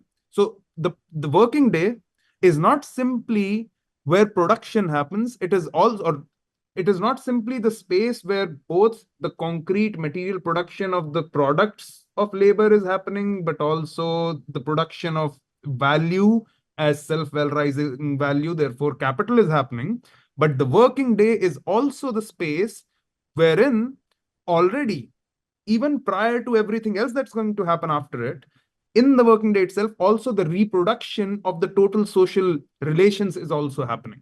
And this is also, for example, something Marx will go into later in the other second and third volumes, right? But the point is, Marx, for him, it is clear that all of these things in capitalism already become sort of they're already part of production itself. In production, you are not only, so, for example, again, I don't remember the exact point, but Marx at one point says, second or third, that, so for example, the difference, or the all the discussion, debate around, primitive accumulation and, regular accumulation, right? Marx says the accumulation, the silent accumulation through the silent compulsion of the market, the regular accumulation is merely primitive accumulation raised to a higher power.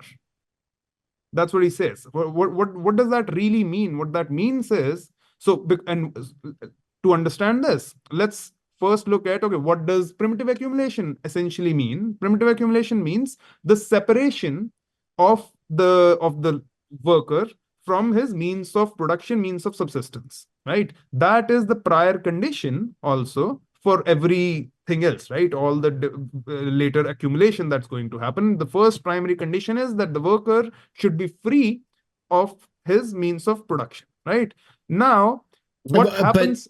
But that first kind of freeing is like the Vikings come and they rape and pillage, right? That's primitive accumulation, right? No, which is why, like, the only essential difference between, which is to say, there is no essential difference between primitive accumulation and regular accumulation for Marx. The difference lies precisely in this, that, okay, yeah, in primitive accumulation, it is brute force, right, through which the same thing is carried out. In regular accumulation, okay, most of the time you don't need brute force. It is the silent compulsion of the market which makes it happen for you. But what is it that happens?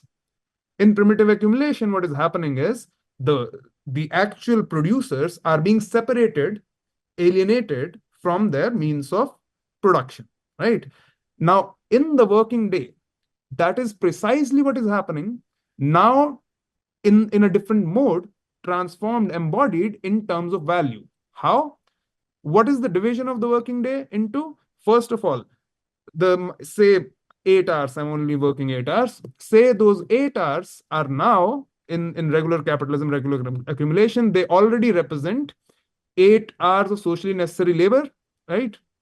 Labor time. And those labor hours represent, certain amount of value, from which there is going to be a division immediately, right? From that working day itself, a division between necessary labor hours and surplus labor hours, right? Again, of course, nobody's going to say that, but we know that's what's happening. What does that imply? What's the meaning of the necessary labor hours and the surplus labor hours? Necessary labor hours means, or the extraction, the separation of those surplus labor hours precisely means that I cannot own those means of production. What that means is, I only get in return for all the labor that I've done, I only get in return means to reproduce myself, but none of the means of production.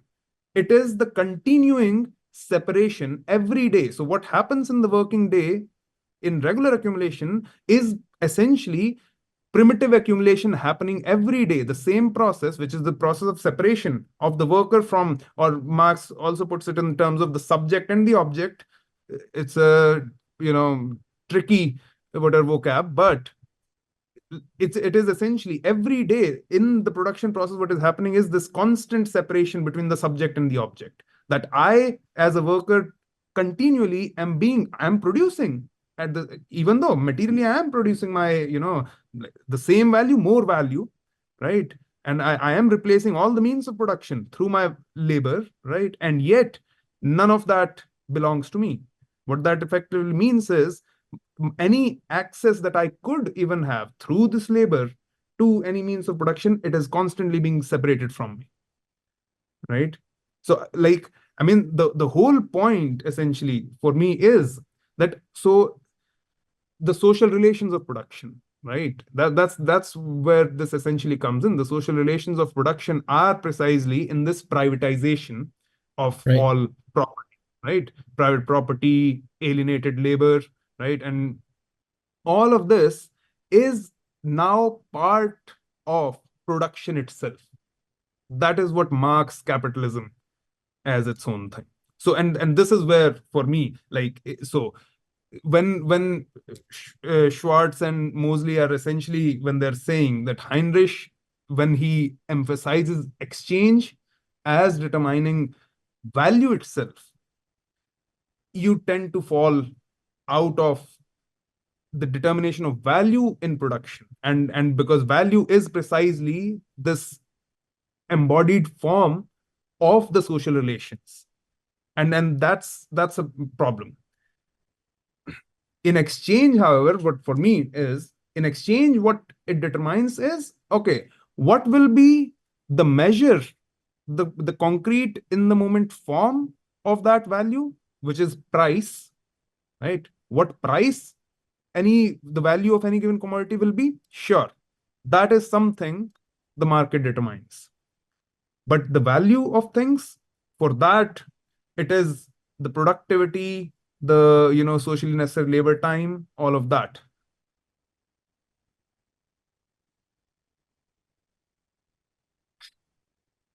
Is there any type of qualitative difference when it's not like, it's not about magnitude, it's about like the facticity of exchange itself, the fact that these commodities are not produced for any use, for any actual use, for any actual human congress. They are produced solely for exchange or the possibility of exchange, or more recently, which is why I would say, okay, fine, we're not in strict capitalism anymore anyway. We are approaching some type of phase change, but they're produced for the market. So that's either for exchange or for destruction now, because here in America, we destroy 50% of our food, and is there any qualitative difference between the idea of like these useful objects are going to be used, and these commodity objects are like the use value is the value form itself? Does that, the use value is the value form itself? is the use value of these commodity objects is the exchange itself? They're useless objects. They're bobbleheads. They're Taylor Swift bobbleheads. Okay. No, see, I mean, this much is clear, right? Use value doesn't matter how bullshit we find some, product to be, right? If there's a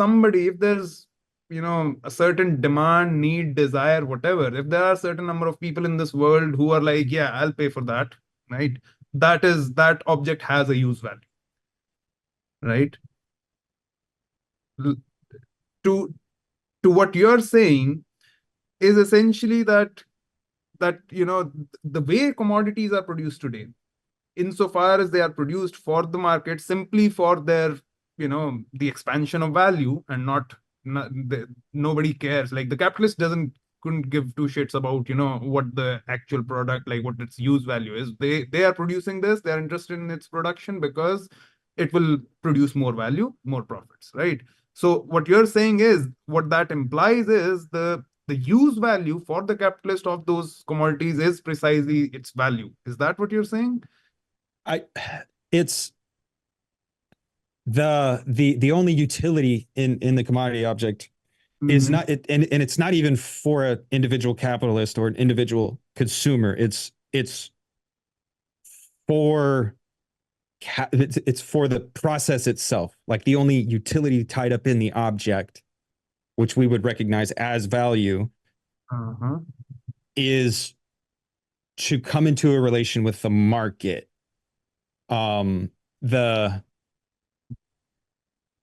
There's no human intentionality going into the commodity object.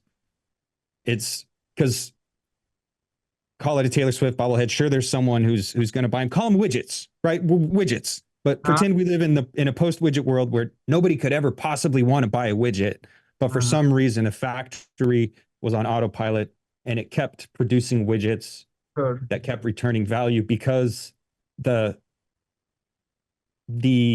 going to market, or the potential of going to market, generates value. So in this case, if we are taking, the hypothetical case of, any commodity, which, say, for example, in the past, maybe historically, there was something which people needed, and today for us, it's just a curious, relic of the past, say, right? Today, nobody really needs it, right? Like, when essentially that's what you're saying, right? Today, nobody really needs it. Nobody wants it. What then, if you're saying this, what you're essentially saying is, today, at least, this product, this thing, this object has no use value because it has no use for anybody, right? I mean, it may still have certain material properties that somebody could put it to use in a certain way. But for example, I mean, why would I need, I mean, it's very, this kind of a thing is very difficult and complicated because, like, I don't know what kind of an object I could, bring from the past, which in the past, I mean, there must be some, but, were useful in the past, but today, either we have better things or whatever. I mean, like a typewriter maybe, but like you could still use the typewriter today, but whatever. Essentially, the point is, if there is something which is no longer needed, that, okay, what's happening in this case is what we are, in a sense, conflating demand as a category of the market with use, essentially, because, or if does anybody need it, right? I think what Nance is trying to get at is that the market has, or like, sorry, social reality as we've known it our entire lives has made it so that our lives are full of things we think we need that we don't. But it goes beyond that.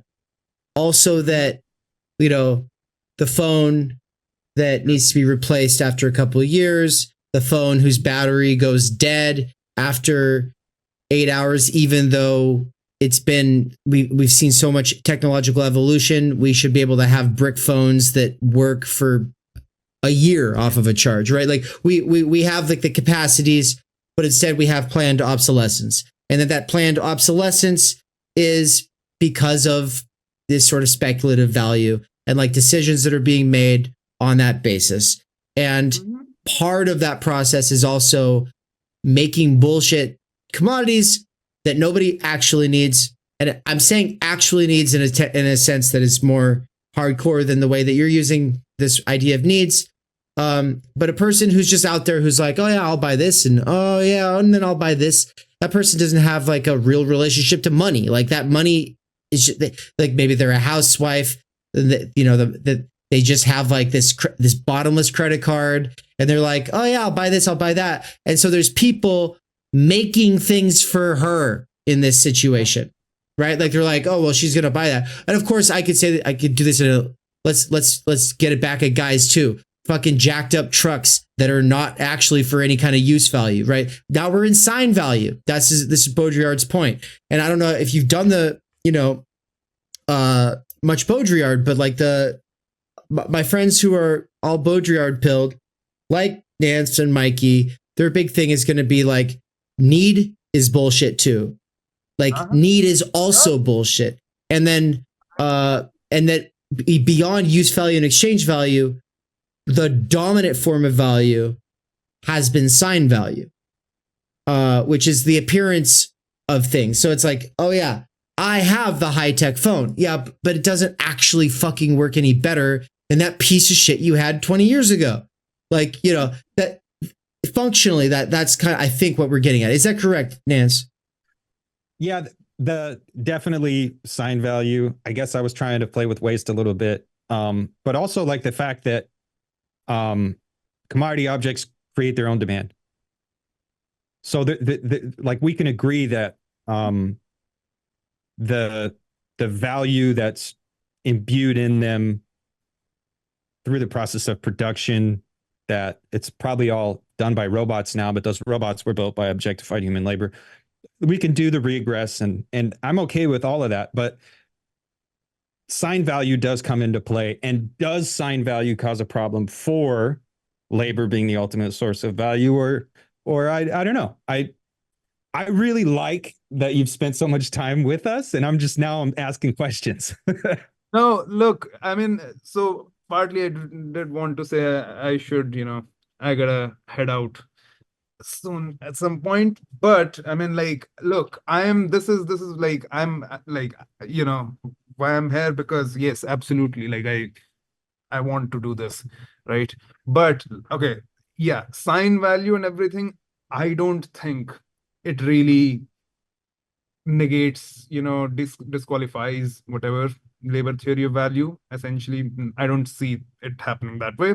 Partly, partly because, again, like, I mean, so Dave just said, like, okay, for like Baudrillard and that kind of a position, even like needs are not essentially in that sense different from fancy desire or whatever, right? Like, maybe today I think I want this different kind of product, which may essentially be the same as the previous 120 years ago, but it may be simply perceived need or whatever, right? Perceived desire, whatever it is, right?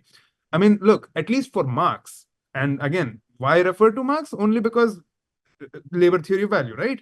Marx's first page, right? Definition of use value, the that utility or the need for it, if that arises from the stomach or from fancy, doesn't matter exactly, right?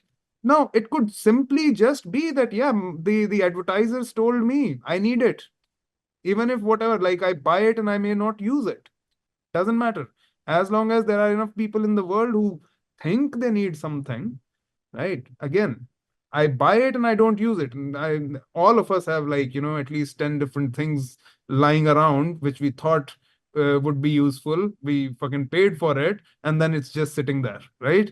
Like, yeah, it doesn't matter. Look, that it had a, see, what is use value, what's the role, what's the meaning of use value in this present mode? It's merely to be the material bearer of exchange value, right? Yes, yes, yes, yes. Its role is simply to be the material depository of where exchange value can be deposited and then travel, right? It's the material support for exchange value, because exchange value or value as such in itself has no materiality of its own, in a sense, right? It needs to attach itself to something that is useful, which is why, like, and if there is no matter that is useful for people, then value would not be transferred, right?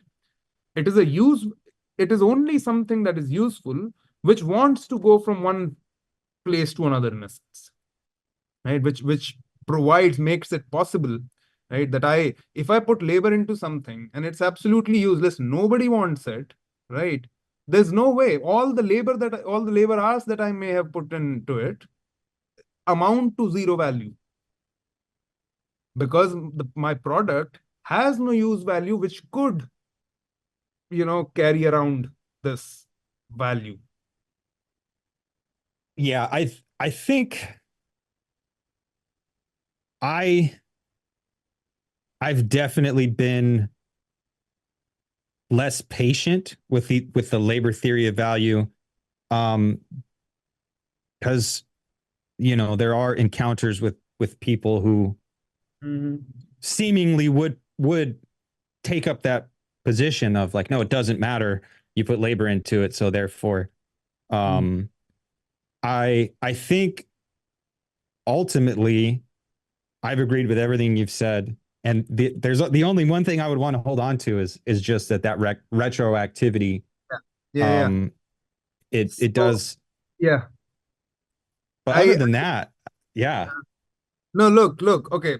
For that, and like, if if you want at later point, if we want to continue something, for that specific point, for me, the second link that I linked to in my first comment, like, for me, that would be one place to go to, because also partly because it talks in these terms, that essay talks in terms of this retroactive positing, but despite that insists on the centrality of production, and like that kind of a discussion. So, like, that could be a good place to do that.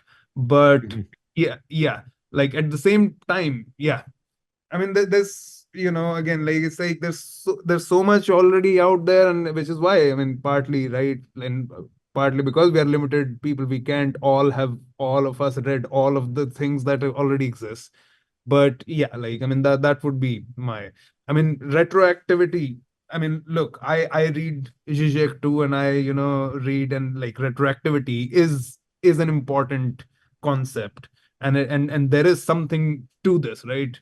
Partly how Žižek also is able to bring, psychoanalysis and Marxism in conversation, brings in a lot of these concepts and their parallels, right? But yeah, like, I mean, this is something, we can, yeah, definitely continue at Yeah, some. we'll get into it, and I know we got to let you go in a second here, but I'm hoping that you we'll get to talk to you for a few minutes after the well, I'm gonna run downstairs, grab my cup that's pouring right now, and then come back up here, and then I'd like to just talk for a minute off recording because I do want to plan a follow up, and I have a few questions I want to ask you that I don't want to ask you on this recording, just because they don't pertain to what we're doing, at least immediately. But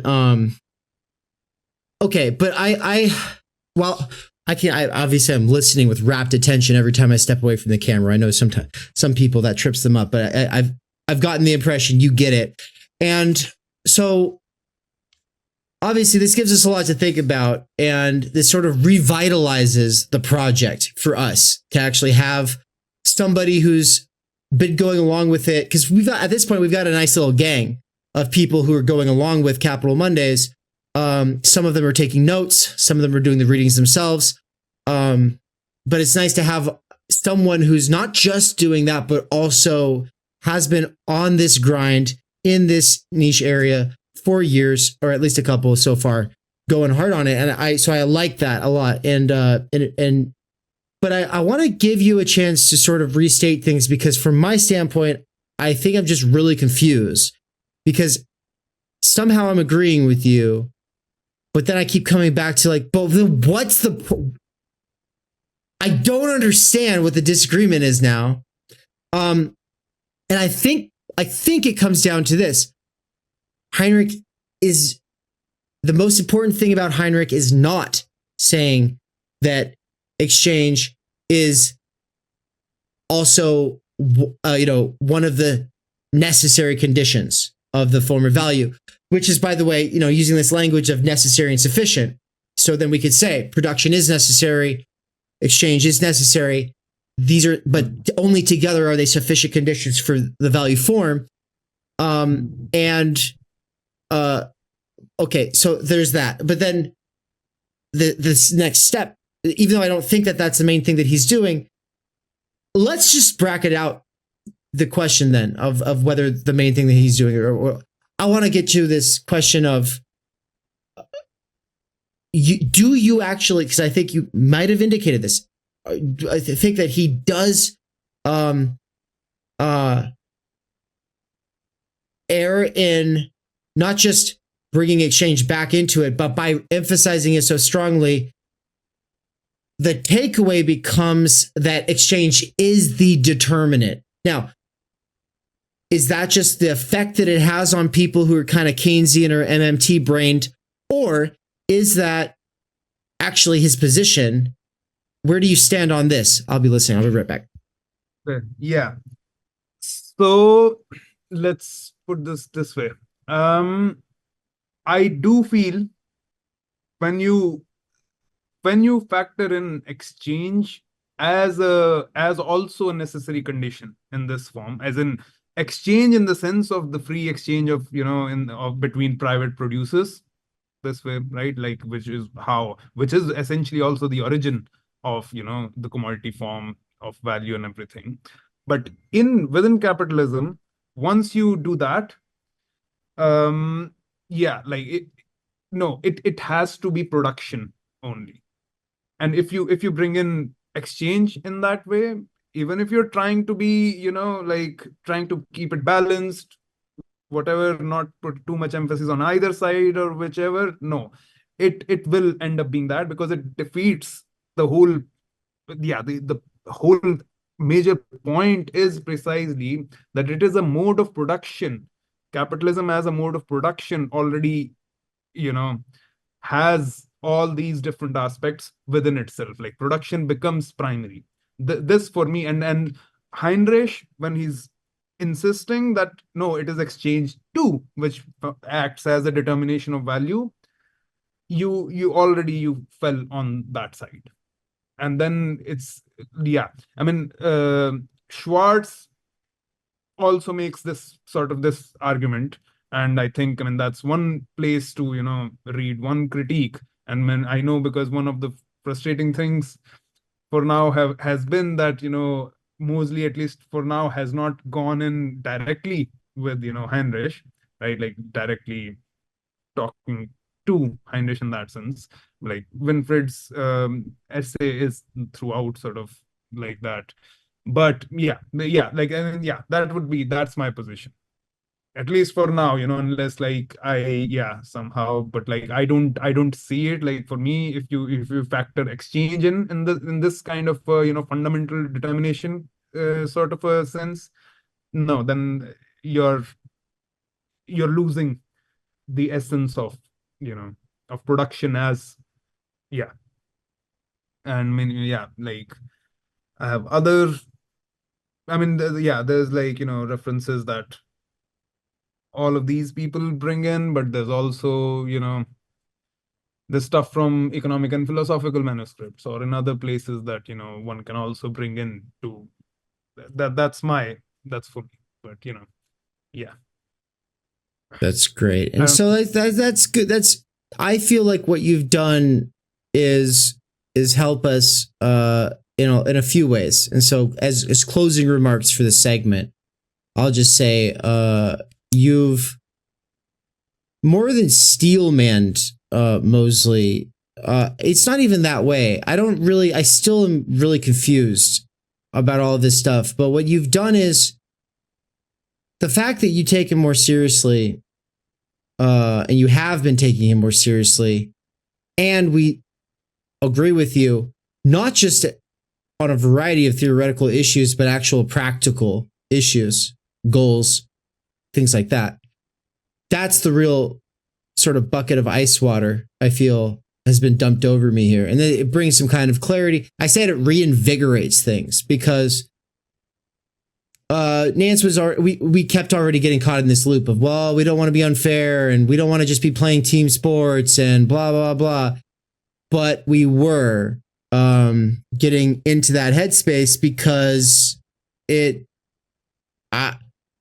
whatever. I don't even know what's going on right now. And so I need to step back and think about it. And part of that makes me want to restructure how we proceed.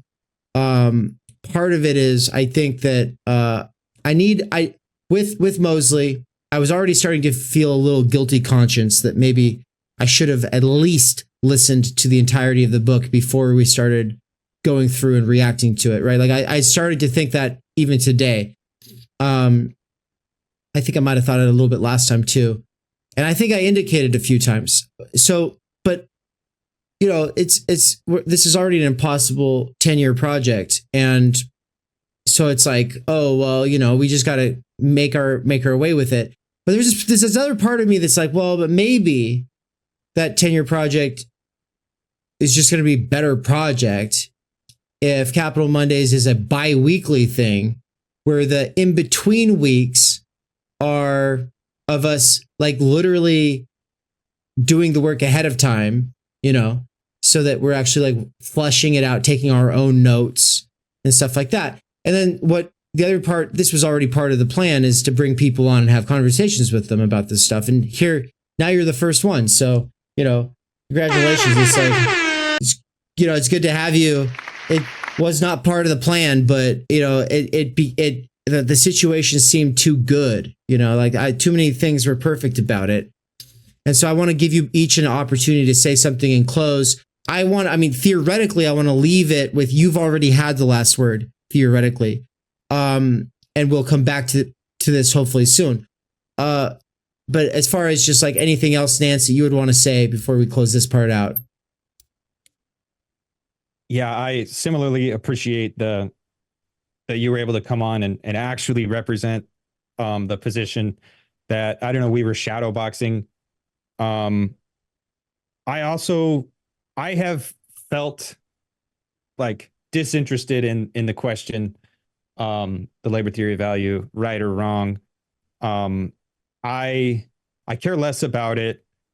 I have my own ideas on value, and ultimately I think where I come down is the problem is with labor. The problem is with, the mode of production. The problem is with this structure itself. And I'm probably missing a lot, and I probably have settled to just say, well, yeah, it's bad.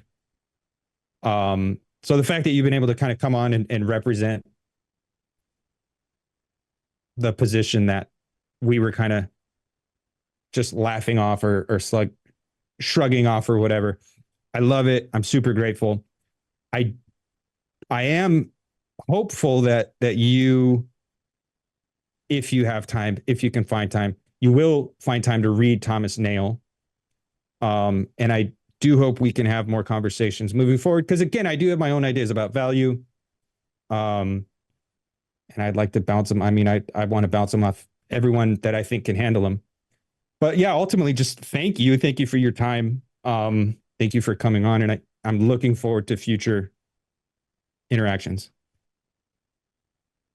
Yeah, I mean, no, this was incredible. This was amazing. Just like just happened, right, with no such plan. And like, yeah, thank you guys, for being so open. Also for like, I am coming from a position which you guys are not really, or at least for now, you're not exactly in that. So it's like, yeah, you're open to, right, all difference, different opinions. And yeah, so like, I mean, yeah, it was like a great conversation. Like I appreciate, and I definitely think, I mean, yeah, I mean, part of the reason why I have been for a while now just been focusing a lot of these kind of questions is because like I do feel like these theoretical, which oftentimes appear like seem to be these, these like esoteric, whatever, like these, like why is it, why are people like so abstract kind of, these things. But like I feel, I believe they are like, politically, like these are urgent questions essentially. And so like for me, it's amazing. I actually, yeah, no, you're doing this, it's like, yeah, irrespective of, sure, like we can, I'm like, no, at this point I don't agree or whatever, but like, yeah, irrespective of that, just the fact that, yeah, this is being done, absolutely here for it. We Yeah. at least agree that this is very, very important. And so, yeah, thank you. And with that, don't hang up yet. We're gonna pause and so this segment's over. Bye, everybody. Peace. So, all right, everybody, we're back. We just said goodbye to Sahil on the back end. We asked him some questions. Like what he's up to in life, like what has enabled him to be able to do this for the last couple of years, and blah blah blah. It was a great conversation, and but now we're back, and we're gonna close this thing out in a little bit. Nance, what are you thinking? I think, the stars aligned today. Sahil came and he definitely rescued Moseley. I was at the point where I was not engaging with this text. It was difficult to read, but not in the right way. It was difficult to read because it just felt like I was like slogging through molasses and I wasn't getting anywhere, and it felt pointless. I wasn't getting much out of reading this book, and I got a lot out of Sahil, a lot. So now, does he represent this book? Does he represent Moseley? I don't know. But I want to find out now. Now I actually have a reason to engage with Moseley, whereas before I was just like, oh, this guy, he's wrong about this. And I'm not invested in the argument that Moseley is having. Therefore, I don't care. Now I still maintain that distance. I'm still not, I don't really have a dog in the fight. I really appreciate Sahil's point about this, this ultimate source of value does matter politically. I appreciate that point. I don't know if I agree with him or not. But I want to engage with the idea more. So the fact that he was able to come on and give that to us was really awesome. And like going through Heinrich was fucking badass. Going through chapter 1 of Capital was badass. Spending 3 weeks on the first 4 sections of chapter 1 of this book has not been as badass. But that conversation was definitely badass. So yeah, maybe we'll have some reimagining of what goes on. That's to be determined or whatever. But I think Moseley, he saved Moseley. He saved the argument. He did all that. And now I want to more carefully go through this book.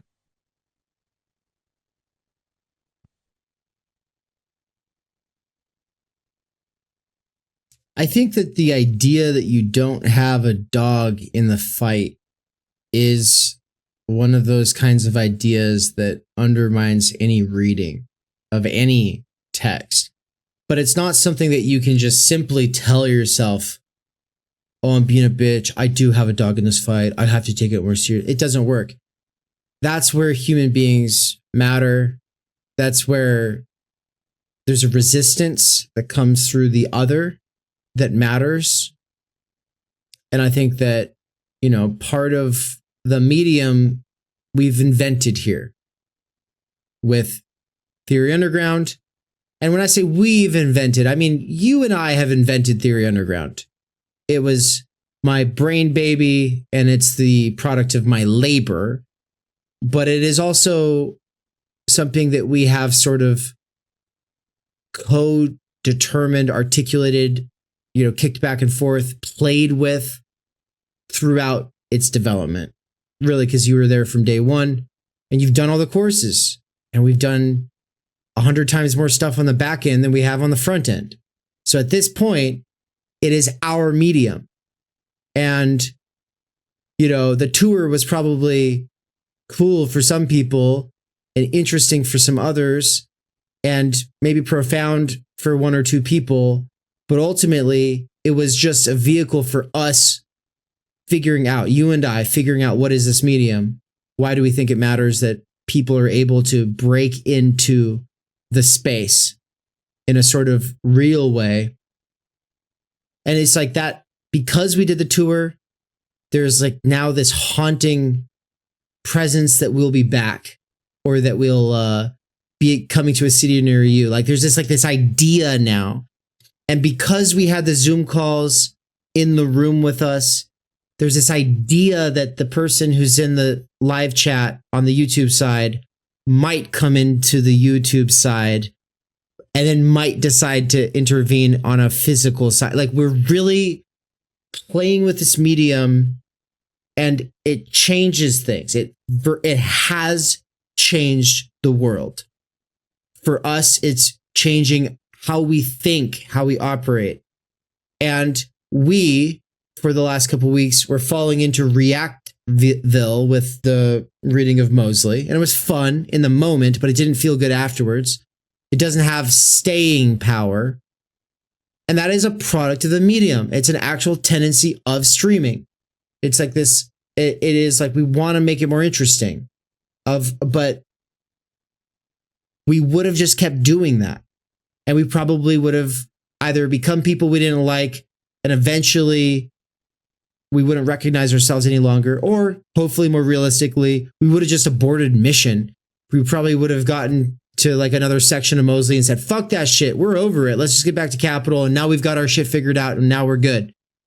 But it is the actual other, the actual singular other, the virtual potentiality of an actual single other, that it has that ability to be a call on conscience, to be able to break through totalization.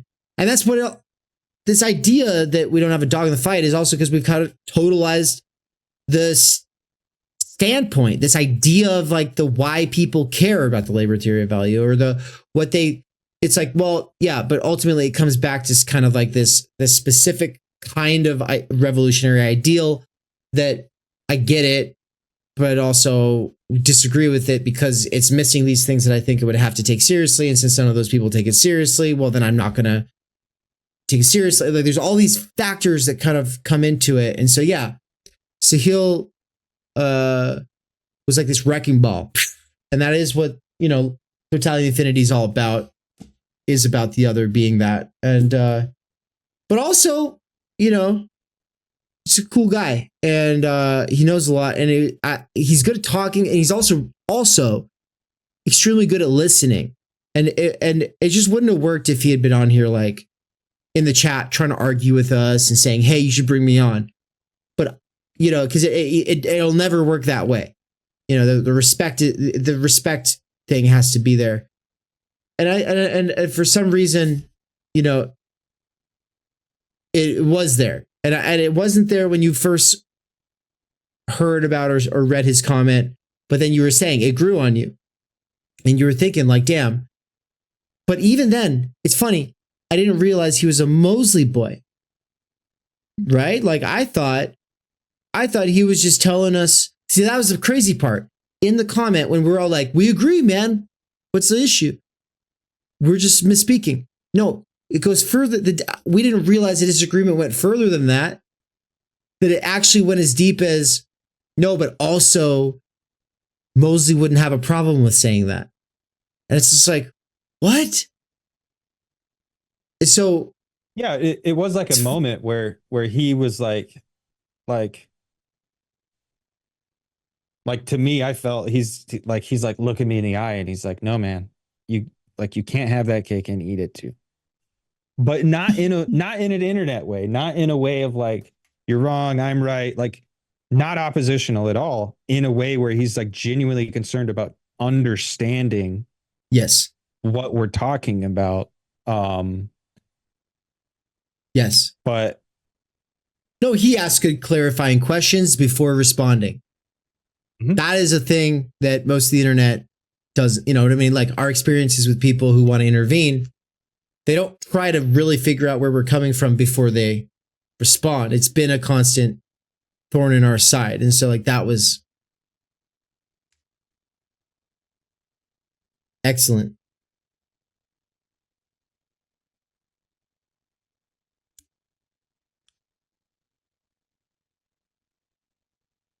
So now we don't know what to do.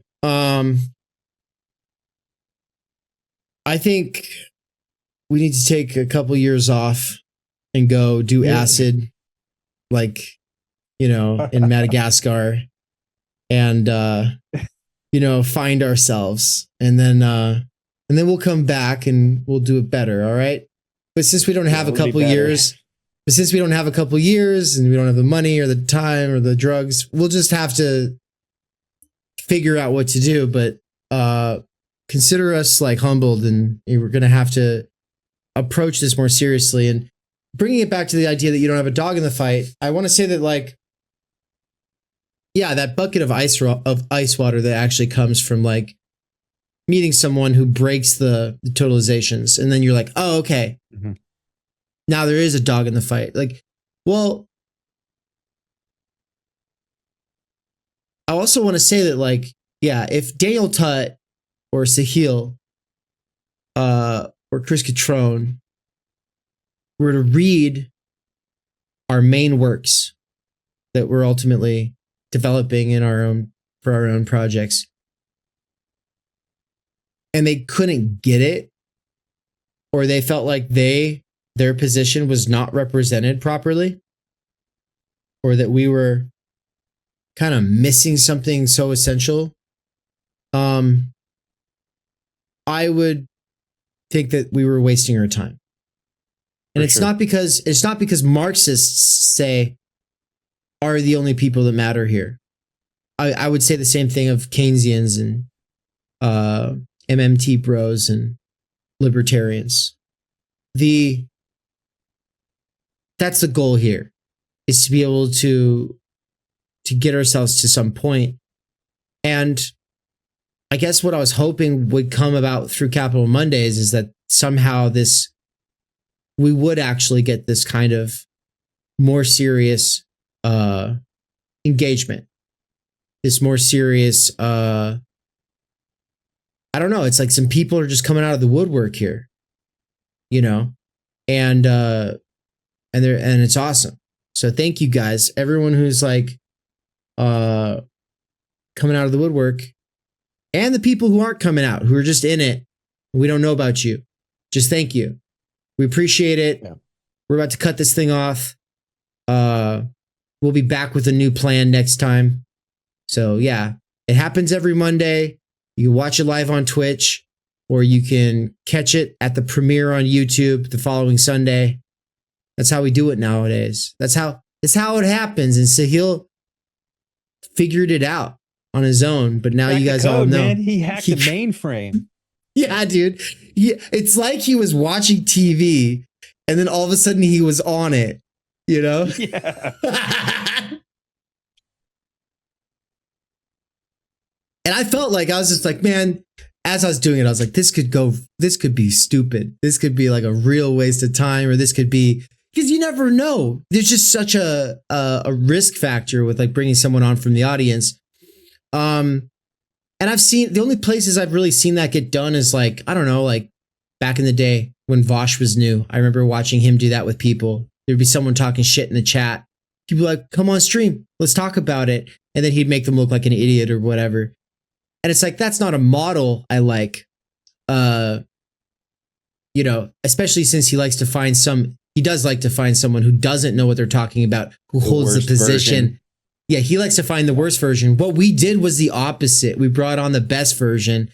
And I'm just glad to know that there's people who've been going harder in these questions, in these texts that we're taking so seriously for longer than we have been, you know? Well, I mean, we've been reading these kinds of books. It's just like, no, but Sahil's been focused on this as a subject matter, whereas we've been kind of working on so many other aspects of what we consider to be the situation. And so it's like, the thing about capital is that it's such a huge part of the situation that we all think we know what we're talking about. But because it's so much work, it always gets deferred. And so it's like, oh yeah, I know we're doing Lacan, we're doing Heidegger, we're doing Levinas, we're doing this, we're doing that. And of course, from the Marxist standpoint, it's like, well, of course, you're doing all these counter fucking revolutionary revisionist fucking assholes. And it's like, no, I think that there's something fundamental that they all bring to the table. But if we're doing all that and we're not doing capital, what the fuck are we doing? That's the real question.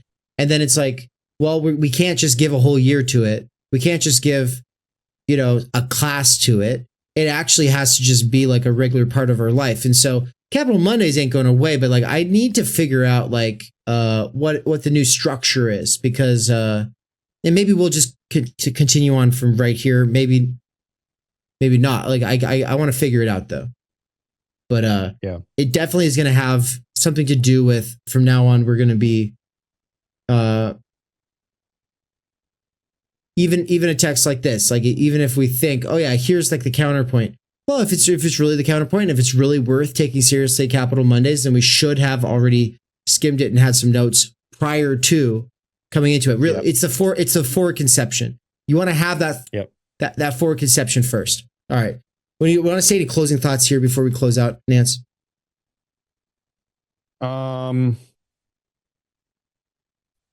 Yeah, I think people who have the I don't know, whatever it is, that the people who are writing along with us, like, you have that quality, you have that endurance, that dedication, that care, that interest, whatever it is. I do think it worked out today the way it did, because like the nature of what we're doing right now is already exceptional. So the people who are writing along with us have at least some exceptional qualities, and that's awesome. Like Feels good to be doing this. It feels good when, like, every time we're talking to someone and they're like, yeah, I'm right there with you, and having back end conversations. And then just today, like, that's Sahil he's down for the cause and he's riding along with us. So I just think it's dope. I think it's super dope. I think everyone who's listening right now, who maybe you've listened to everything, maybe this is the first one, I don't know, but if you've made it this far, fuck yeah, thank you. That's super cool. And if you feel so inspired to join the conversation, keep it high level, keep it constructive, keep it as awesome as it was today. It's called the Sahil standard. There we go. All right, everybody. Thank you for watching. Peace. Catch you next time. Later.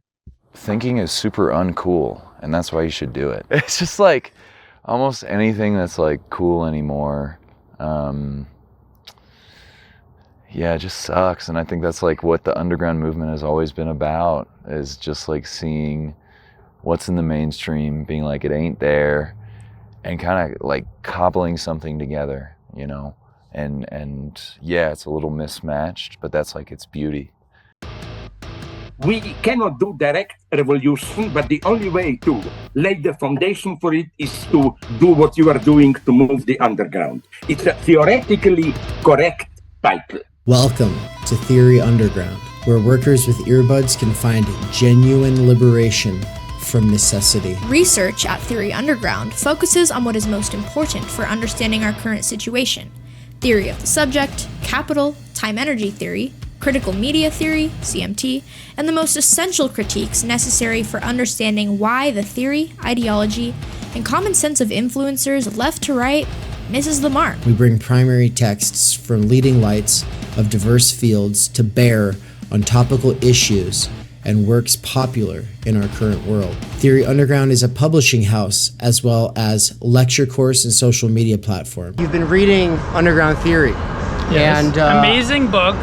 I'm a publisher and an editor. I run and review books. Literally, it's my living. This is the best edited collection I've ever read. Jesus Christ. Seriously. This is a little experiment in what I, David McKerracher, can pull off without relying on the academy or the algorithmic dictates of the attention economy. Usually, a good edited collection has good essays, but you only want to read a few. Every essay makes me want to read the other essays because you have a vision. Everyone that you invited for a reason. You weren't some fake publicist. It's like, how's so-and-so's a new book? Have them on your show. No, you only talk to people because you've read shit by them that you've thought about, that you think has value, even if you disagree.